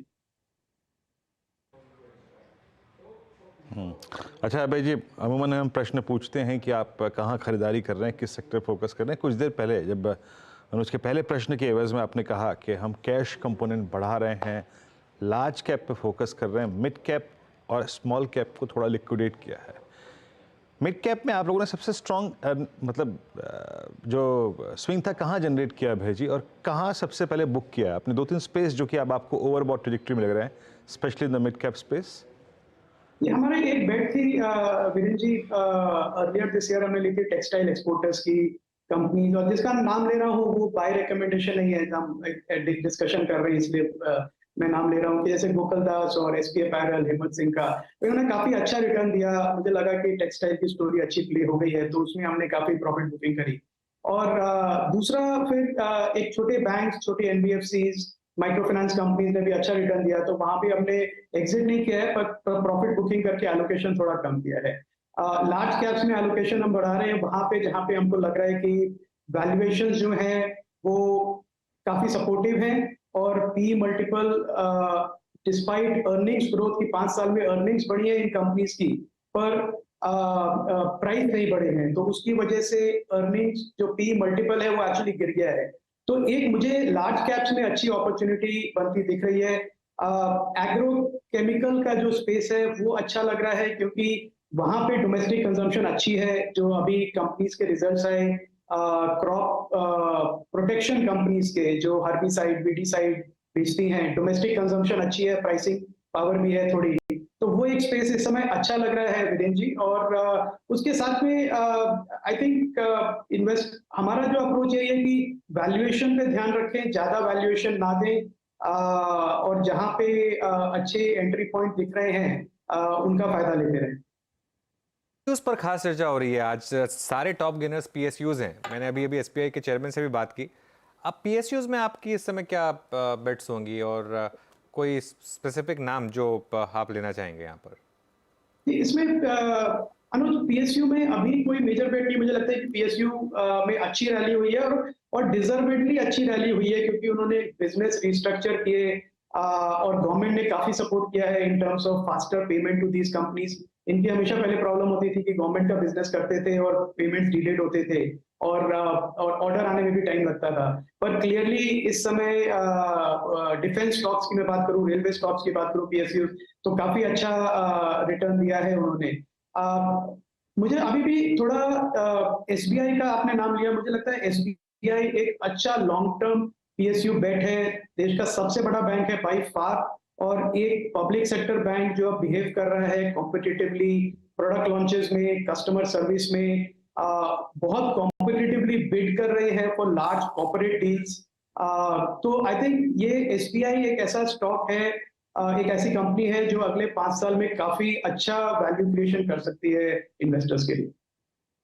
तो ऑफ कोर्स आज मोमेंटम देखने को मिल ही रहा है, और आपके लिए मैं बता दूं एक बार फिर कि 5:30 बजे एसबीआई का मैनेजमेंट का अब बिजनेस को और ग्रो करने का क्या प्लान है, वो पूरा इंटरव्यू जो अनुज ने किया है वो भी आप देख सकते हैं CNBC आवाज़ पर। आज 5:27 पर वो प्ले आउट होता हुआ दिखाई देगा। अच्छा अभय जी, ऑटो कंपनियों पर क्या रुझान है? हमने M&M के नंबर्स, आयशर के नंबर्स जो हाल ही में आए हैं देखे, उससे पहले ऑफ कोर्स दूसरी कंपनियों का भी प्रदर्शन डिसेंट ही रहा है। यहाँ पर कितना एक्सपोजर लिया जाए, क्योंकि सभी लोग बेट कर रहे हैं कि ये जो Q3 होगा उसमें और बेहतरी देखने को मिलेगी, क्योंकि वो सीजन शिफ्ट के चलते पूरे त्योहारों वाली डिमांड एक पूरे सीजन में भरपूर मिलती दिखाई देगी। उस पर कितना दाव लगाएंगे आप? हर्षदा, जो हमने पिछले क्वार्टर की जो सेल्स में ग्रोथ देखी वो इसलिए देखी क्योंकि जो डीलर्स हैं ऑटो कंपनीज के, उन्होंने इन्वेंट्री बढ़ाने की रिक्वेस्ट करी थी इस साल, काफी सालों के बाद दिवाली की सेल्स के लिए। तो जो कंपनीज ने अपनी ग्रोथ दिखाई सेल्स में, वॉल्यूम ग्रोथ दिखाया, वो इसलिए था क्योंकि वो डीलर्स को बेच रहे थे, पर वो जरूरी नहीं है कि वो रिटेल सेल्स भी उतनी हो।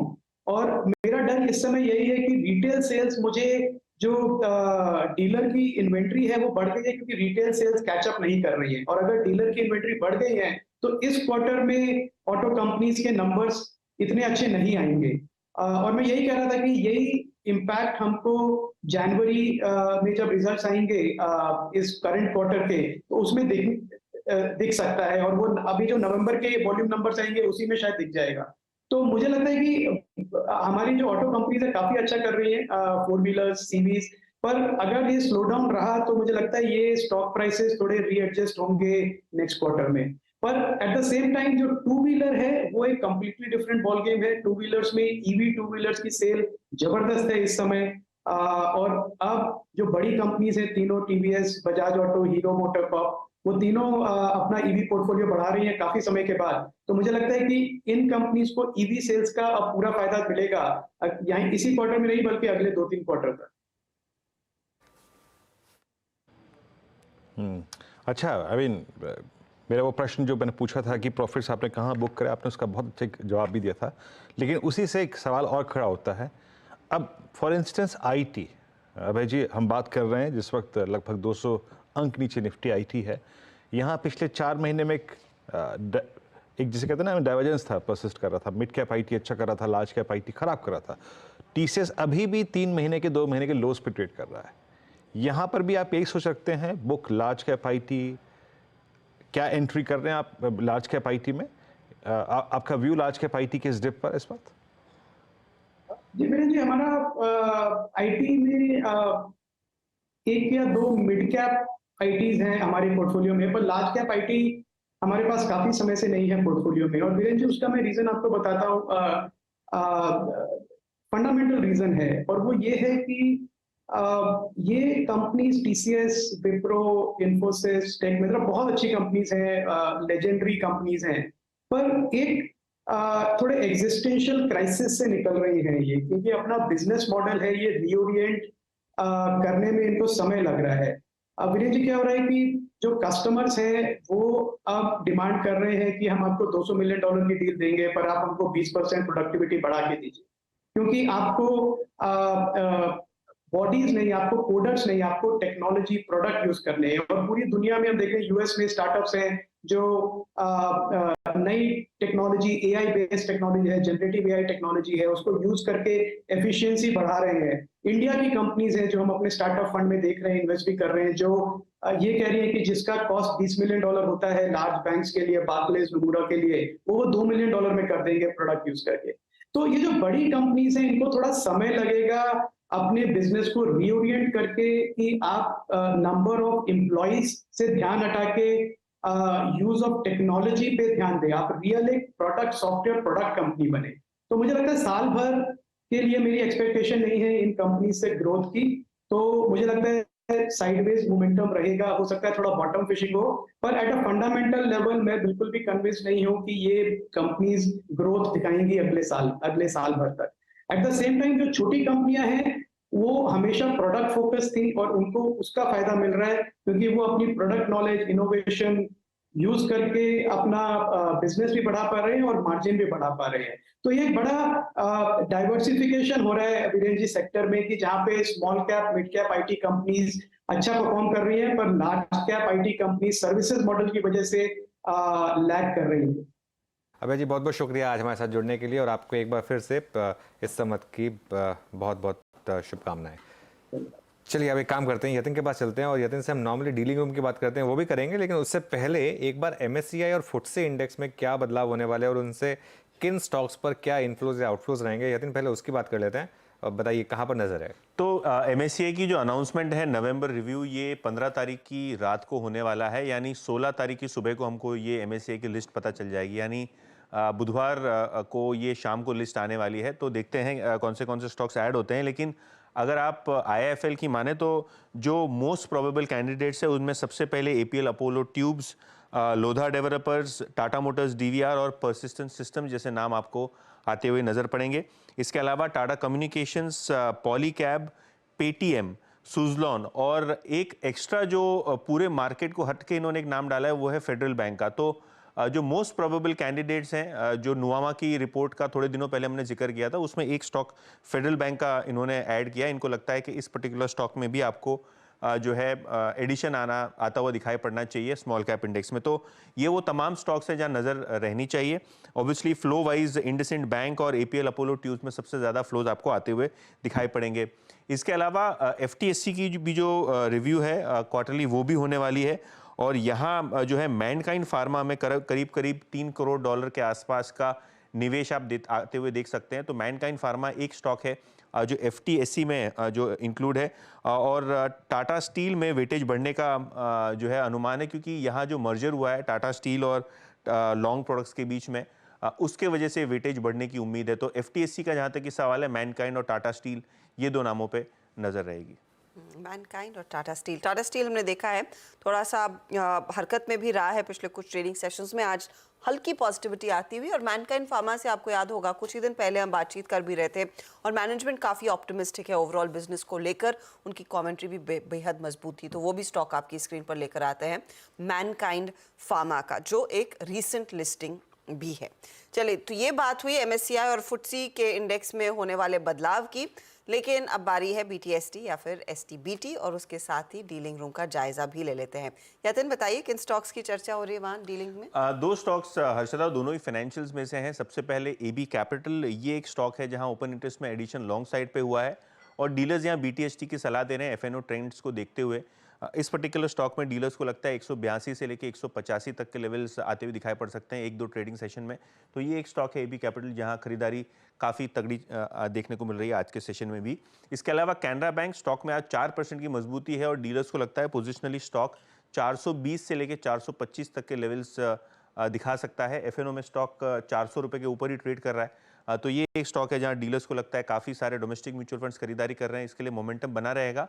और आज के ओपन इंटरेस्ट की बात करें तो 7% नवंबर सीरीज में ऐड होता हुआ दिखाई दिया है, और फ्रेश लॉन्ग्स यहाँ देखने को मिल रहे हैं। ओके, चलिए, तो फिर ये इस समय के दो स्टॉक्स एबी कैपिटल और कैनरा बैंक, जहाँ पर डीलर्स की नज़र बीटीएसटी एसटीबीटी कॉल्स की तरफ चलते हैं। शिल्पा जी बताइए, बीटीएसटी ट्रेड क्या रहेगी आपकी? जी, मेरा ध्यान इंडियन होटल में जा रहा है। इंडियन होटल का 410 कॉल ऑप्शन रफली 7.5-8 रुपए के बीच ट्रेड कर रहा है। आप इसमें पार्टिसिपेट कीजिए। स्टॉप लॉस 4 रुपए का मेंटेन कीजिए। ये भी आपको 13 से लेकर 17 तक के टारगेट्स के लिए आप इसको अप्रोच कर सकते हैं। अमित, आपका ट्रेड? मेरा ट्रेड पीएनबी रहेगा। पीएनबी में काफी एक स्ट्रॉन्ग ब्रेकआउट है which is supported by volumes. 4-5 दिनों की नैरो रेंज के कैंडल का एक स्ट्रॉन्ग बुलिश कैंडल के साथ ब्रेकआउट है। मुझे लगता है ये मोमेंटम अगले 3-4 दिनों तक कंटिन्यू रहेगा। 77 रुपीज का स्टॉप लॉस रहेगा, और लगभग 83 रुपीज से लेके 85 रुपीज तक के टारगेट रहेंगे। पीएनबी 3.5% के ऊपर, still it's a BTST trade. और मानस, आप क्या ट्रेड कैरी करेंगे वेडनेसडे मॉर्निंग के लिए? देखिए, सन टीवी को लेके जाएंगे। सन टीवी के अगर पैटर्न देखेंगे तो आज एक फ्रेश ब्रेकआउट देखने को मिला है। कंसोलिडेशन के बाद का ये ब्रेकआउट है, तो आई थिंक यहाँ पर रैली कंटिन्यू हो सकती है। तो सन टीवी के फ्यूचर में खरीदारी करेंगे। 669.85 के प्राइस चल रहे हैं। 662 का आपको स्टॉप लॉस लगाना है। 662 रुपए का स्टॉप लॉस खरीदारी करिए, और 685 रुपए के टारगेट सेट करिए। ओके, सन टीवी एक फ्रेश ब्रेकआउट, यहाँ पर अच्छा मोमेंटम सन टीवी में। गावा सर, आपकी ट्रेड? जी, गुड इवनिंग। और स्टॉक जो मैंने चुना है इस वक्त वो है एल&टी फाइनेंस। ट्रेड कर रहा है 144। सेटअप के हिसाब से कंसोलिडेशन है, उसके बाद निकला है आज। स्टॉप होगा 142, 2 रुपए का। टारगेट होगा 150। पॉसिबल है यहाँ से कब मिलना एल&टी फाइनेंस।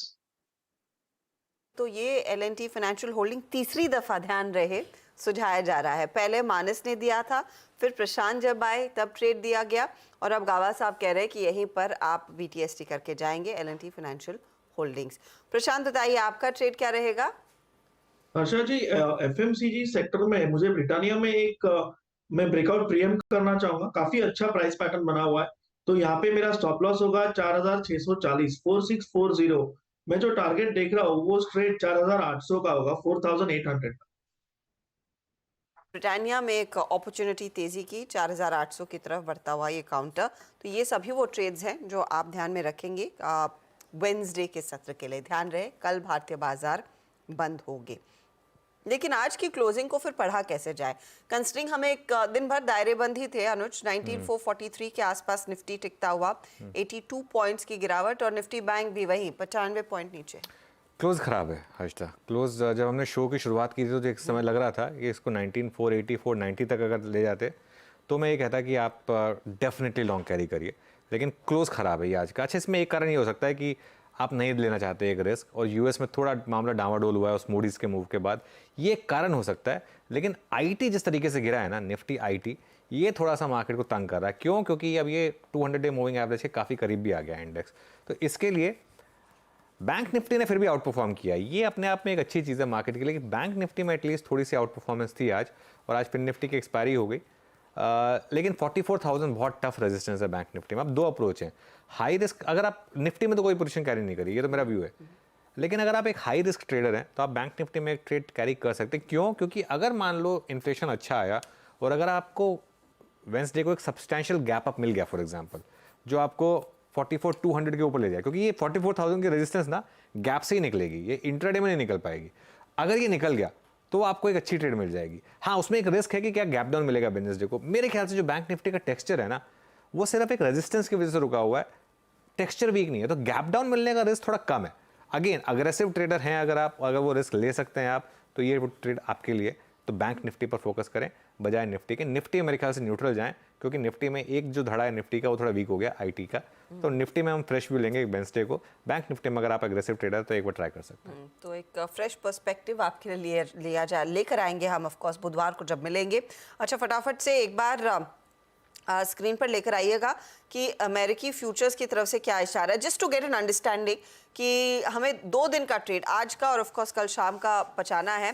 तो डाउ फ्यूचर्स हल्की सी गिरावट दिखा रहे हैं, नैस्डैक फ्यूचर्स में भी करीब 55 अंकों तक का नुकसान ही देखने को मिल रहा है। ये आपके लिए क्लियरली वो प्री मार्केट से संकेत है अमेरिका से। इस बीच मनप्पुरम फाइनेंस के नंबर्स आ गए हैं, ये मैं फटाफट आपको हेडलाइन नंबर्स बता देती हूँ, फिर वीरू से पूछेंगे कि पोजिशनिंग वायदे बाजार के ट्रेड्स की कैसी दिख रही है, उन्होंने क्या स्पॉट किया है। नेट प्रॉफिट 561 करोड़ पर आया, 517 करोड़ का अनुमान था, उम्मीद से बेहतर है वो आंकड़ा। ब्याज से आए 1468 करोड़ पर आई है, 1364 करोड़ का अनुमान था, तो वो भी बेहतर प्रदर्शन ही बन रहा है। तो ये दो फिलहाल की फिगर्स जो सामने आए हैं मनप्पुरम की तरफ से, और वो स्टॉक नेशनल लेवल से कुछ रिकवरी की तरफ बढ़ता हुआ। बीरू, ये बात हुई मनप्पुरम फाइनेंस की, जो पॉजिटिव टेरिटरी में आने की पूरी कोशिश में है, नियरली आ ही गया है। बताइए क्लोजिंग के लिए फ्यूचर्स ऑप्शंस में कहाँ आपकी नज़र, क्या दिख रहा है? थैंक्स टू बैंक्स जो इस क्लोजिंग को फिर भी थोड़ा ठीक ठाक बना रहे हैं हर्षिता। अदरवाइज निफ्टी आईटी का परेशान थोड़ा जो बिहेवियर है वो परेशान करने वाला था ही, और उसने निफ्टी को भी परेशान किया। मीनवेल कुछ स्टॉक फ्यूचर्स में जरा एक बार देख लेता हूँ, कुछ अच्छा देख के जा रहे हैं। That's Kotak Mahindra bank. Again banking में कुछ स्टॉक्स जो कि डे लो से काफ़ी सब्सटेंशियल रिकवरी लेके ट्रेड कर रहे हैं, उसमें कोटक महिंद्रा बैंक भी अपेयर होता हुआ। अब आते हैं आज की मार्केट ब्रेथ पर। ब्रेथ कैसी रही? 80 अंक जब नीचे है निफ्टी, और निफ्टी बैंक को करीब 94 अंक नीचे। एक बार ब्रेथ लेके आइए, जो लॉन्ग शॉर्ट का कॉम्बिनेशन था, हम ऑलमोस्ट इस सीरीज के मिड पॉइंट पे पहुंच चुके हैं। 57 लॉन्ग, शॉर्ट कवरिंग 23, यानी अगर आप इस फिगर को देखें 60 70 80 थी, और 80 ही अकेले शॉर्ट के काउंटर्स थे। तो आज थोड़ा सा हायर लेवल्स पर प्रेशर था, शॉर्टिंग हुई, लॉन्ग अनवाइंडिंग भी 24 की डिजिट थी अप्रॉक्सीमेटली, ये फिगर रही 105 की। तो क्लियरली शॉर्ट का, लॉन्ग अनवाइंडिंग का प्रेशर था मार्केट पे। हिंदुस्तान कॉपर 2 दिन से अगर आप देखें स्ट्रॉन्ग मूव, मुहूर्त ट्रेडिंग के दिन, उसके बाद आज का सेकंड कंसेक्यूटिव सेशन। कोल इंडिया और इस दौर के हाई पे BHL आज सुबह हमने स्पॉट किया था, अच्छा मूव दिया, चंदन की कॉल थी। कैनरा बैंक, PSU बैंक अच्छे रहे। MCX में स्ट्रॉन्ग मूव था, और ऑल टाइम हाई PNB 3.5% ऊपर, मुथूट फाइनेंस में, GNFC में शॉर्ट कवरिंग थी, और मन्नापुरम फाइनेंस में तब का बाजार का वो अंश, वो धड़ा जो कमज़ोर था, उसमें था IT। और आपकी स्क्रीन पे फार्मा और IT आज नजर आए तंग। ग्लेनमार्क फार्मा 5% नीचे, short buildup. Page industries first एक से ग्लेनमार्क में शॉर्टिंग थी आज। About India, Oberoi realty, Balrampur Chini, यहाँ पे शॉर्टिंग हुई, सब स्टॉक स्लाइड हुए। और जब आखिरी स्लाइड आएगी जिसमें थी लॉन्ग अनवाइंडिंग की फिगर्स, डॉक्टर लाल पैथलैब लास्ट वीक एक बहुत स्ट्रॉन्ग मूव दिया था इसने अर्निंग्स के बाद। बाकी Chambal fertilisers, JK cement, PVR में, और एक मिड कैप IT में, ओरेकल फाइनेंशियल्स में। हालांकि अगर ये स्लाइड थोड़ा सा और आगे जाती तो आपको नजर आता कि आज लॉन्ग अनवाइंडिंग और शॉर्टिंग का आंकड़ा जो था वो वाइल्ड था IT में। और सबसे ज़्यादा पेन में जिन स्टॉक्स में आज मतलब सेशन रहा वो Glenmark, page industries, Oberoi realty, emphasis, और एक केमिकल स्पेस में टाटा केमिकल। अर्निंग्स आई थी, शुरुआत जैसी भी हो, लेकिन अंत इस लिहाज से खराब है, याद रखिएगा, क्योंकि टाटा केमिकल आज डे लो पे क्लोज हो रहा है और टाटा केमिकल का ये क्लोज पोस्ट, याद रखिएगा, अप्रैल 2023 के बाद सबसे लोवेस्ट क्लोज और प्लस आज का वॉल्यूम जो है वो अगस्त 2023 के बाद सबसे स्ट्रॉन्ग वॉल्यूम्स, तो बड़े वॉल्यूम्स के बीच में आज टाटा केमिकल में सेलिंग। हर्षदा, इनफैक्ट इसी पर एक बार राय जाते जाते ले लेते हैं। जिस तरह से टूटा है ये काउंटर, मानस क्या लग रहा है, बिखर गया चार्ट? अब क्या और क्रैक्स देखने को मिल सकते हैं टाटा केमिकल्स में? देखिए, स्ट्रक्चर तो पहले भी वीक था, क्योंकि कुछ दिन पहले जब रिकवरी देखने को मिली थी तभी भी ये 20-डे मूविंग एवरेज को रीगेन नहीं कर पाया था, और आज एक फ्रेश ब्रेकडाउन देखने को मिला है। मैं उम्मीद कर रहा हूं कि यहाँ पर गिरावट बढ़ेगी तो करीब 890 तक के स्तर देखने को मिल जाएंगे, इसलिए बिल्कुल इस गिरावट पे खरीदारी नहीं करेंगे। अगर आप ट्रेडर हैं तो आप एक उछाल पे बिकवाली करिए और 960 रुपए के ऊपर स्टॉप लॉस लगाइए। फिलहाल टाटा केमिकल्स पर व्यू वाकई में एक्चुअली बीच में लगा था कि एक रिवर्सल आ रहा है, और लेकिन टाटा केमिकल्स के केस में स्पेसिफिकली क्योंकि सोडा ऐश की कीमतों में गिरावट बनती दिखाई दी है, तो वो कमेंट्री पर बाजार ने आज एक नीजक रिएक्शन दिया है। वैसे आज निफ्टी के जो एनबीएफसी काउंटर्स है ना, आप देखिए बजाज फाइनेंस जाते जाते यहाँ पर 1.5% तक की गिरावट बनती हुई दिखाई दी है। कुछ कुछ मुनाफा वसूली के अंश वहाँ पर क्लियरली बने हैं। आज इतना धमाल नहीं मचा जितना मच सकता था। एक पुल बैक की उम्मीद थी, दिखा सुबह में, लेकिन टिक नहीं पाए हैं उस हायर ग्राउंड पर, ये साफ स्थिति उभर कर आई है। अच्छा, जाते जाते एक दो ट्रेड्स जो कोशिश कर रहे हैं अपने आप को संभालने की, उसमें एक तो ट्रेंड की बात की थी शिल्पा ने। प्रशांत, क्या नजर डालेंगे टाटा कंज्यूमर प्रोडक्ट पर? ये भी क्या टिकेगा तेजी में या नहीं?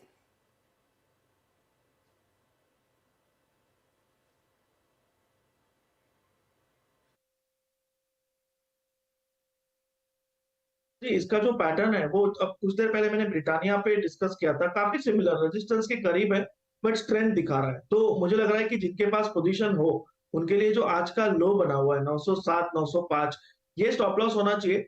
फ्रेश खरीदारी मैं इस स्टॉक में करूंगा 925 के ऊपर, 925 के ऊपर, जहां एक क्लियर स्टेटमेंट ब्रेकआउट का बन जाएगा तो फ्रेश खरीदारी से थोड़ा होल्ड कीजिए। कंडीशनल अबाउट 925, एग्जिस्टिंग लॉन्ग्स 905 के स्टॉप लॉस से बने रहिए। ओके, तो इस पर आपकी नजरें होनी चाहिए। टाटा कंज्यूमर प्रोडक्ट जाते जाते यहाँ पर थोड़ी बहुत हरकत देखने को मिल रही है। अच्छा, बैन का अपडेट है, भले ही हम कल एक दिन विराम लेंगे, लेकिन बैन में जाने की तैयारी देखिए कौन कौन करके बैठा है। एक तो हिंदुस्तान कॉपर आज का टॉप परफॉर्मर, वायदे का 8-9% इंट्राडे में मूव देखने को मिला है। 129% के पोजीशनिंग के साथ ये तो डेफिनेटली बैन में जा रहा है। इसके पीछे सेल भी है और इंडिया बुल हाउसिंग भी, तो ये दो और काउंटर्स बैन से बाहर आने की स्थिति में अब MCX और GNFC दिख रहे हैं। तो 2 बाहर आएंगे लेकिन 3 अंदर जाएंगे, ये आप ध्यान में रखिएगा। चलिए, आपके लिए अब लेकर आते हैं आज की क्लोज, किस तरह की का रुझान बना है। सीमित दायरे में कारोबार आप कह सकते हैं, थोड़ा सा फीका क्लोज बना है मार्केट में। 122 पॉइंट नीचे निफ्टी बैंक और करीब करीब 85 अंकों की गिरावट पर निफ्टी जाकर टिकता हुआ आपको दिखाई देगा।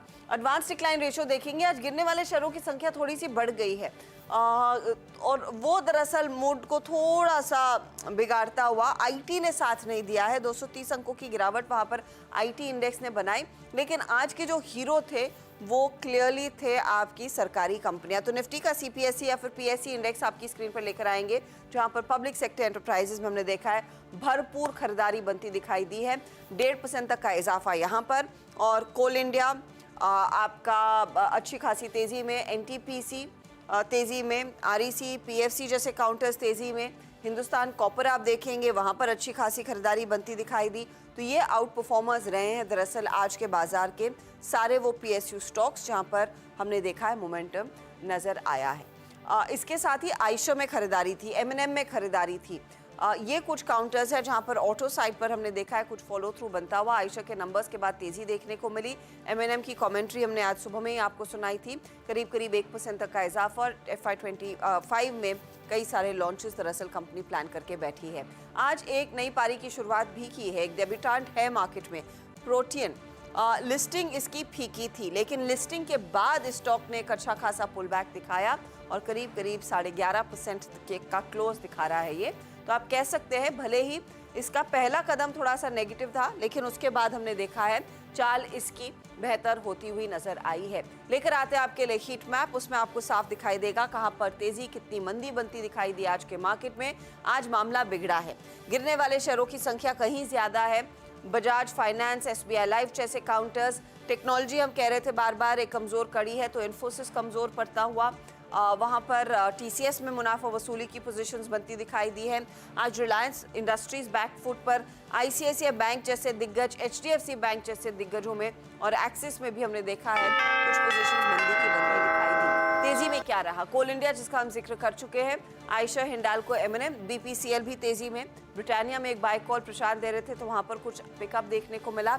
एसबीआई के मैनेजमेंट से हमारी बातचीत हुई है, आउटलुक काफी पॉजिटिव है और स्टॉक का क्लोजिंग पर 582 पर आता हुआ दिखाई दिया। ये फिलहाल आपके लिए क्लोज 85 अंकों की गिरावट पर 19,439 के लेवल्स पर निफ्टी जाकर टिका है आज। और निफ्टी बैंक भी आप गौर करिएगा, निफ्टी बैंक गायब हो गया डायरेक्टर साहब, ये कल भी हो रहा था। निफ्टी बैंक में आपको बता देती हूँ करीब करीब 115 अंकों के नुकसान पर ट्रेड करता हुआ। मिड कैप्स में जो पिकअप था वो फीका पड़ा और 2 पॉइंट नीचे जाकर ये टिका है। चलिए अब सीधा सौदा में आशीष और नीरज के बीच का मुकाबला कैसा साबित हुआ है, किस तरह के स्टॉक्स इन्होंने पिक किए, क्या रिटर्न्स बने हैं। हिंदुस्तान कॉपर, कोल इंडिया, नवीन फ्लोरिन, एसजेवीएन, ये आशीष के टॉप परफॉर्मर्स थे। वहीं अगर आप नीरज के टॉप परफॉर्मर्स देखें तो इसमें इनके पास Ashiana housing, Munjal auto, Manappuram finance और सन टीवी। मनप्पुरम नंबर्स आते ही देखिए 5% के इजाफे पर वो स्टॉक जाकर टिकता हुआ दिखाई दिया है, तो मोमेंटम इधर बनता दिखाई दिया। वीरू जैम हर्षिता कह रही थी कि निफ्टी बैंक गायब हो गया। छुट्टी पे जाने की जल्दी हर शख्स को होती है, तो वो निफ्टी बैंक में भी नजर आई। खैर ये दिन बड़ा थकाने वाला था हर्षिता, और एक त्यौहार से निकल के एकदम से आना दफ्तर, और आपके लिए तो खास करके। बहरहाल ये भी चला गया, कल छुट्टी है, लेकिन एक महत्वपूर्ण चीज़ जो आपको बतानी है वो खास इंटरव्यू एसबीआई चेयरमैन के साथ अनुज सिंघल, सीएनबीसी आवाज़ के मैनेजिंग एडिटर का, जो आपने कुछ देर पहले उसके अंश देखे थे। शाम को 7 बजे ये खास interview, exclusive interview SBI chairman का आप देख सकते हैं सीएनबीसी आवाज़ पे एसबीआई चेयरमैन के साथ। आपसे अगली मुलाकात इस पूरे पैनल की हर्षिता, मेरी, नीरज जी, आशीष और अनुज की होगी बुधवार की सुबह मॉर्निंग कॉल में 6:57 पे, फिर 8 बजे मुनाफे की तैयारी। तब तक के लिए नमस्कार।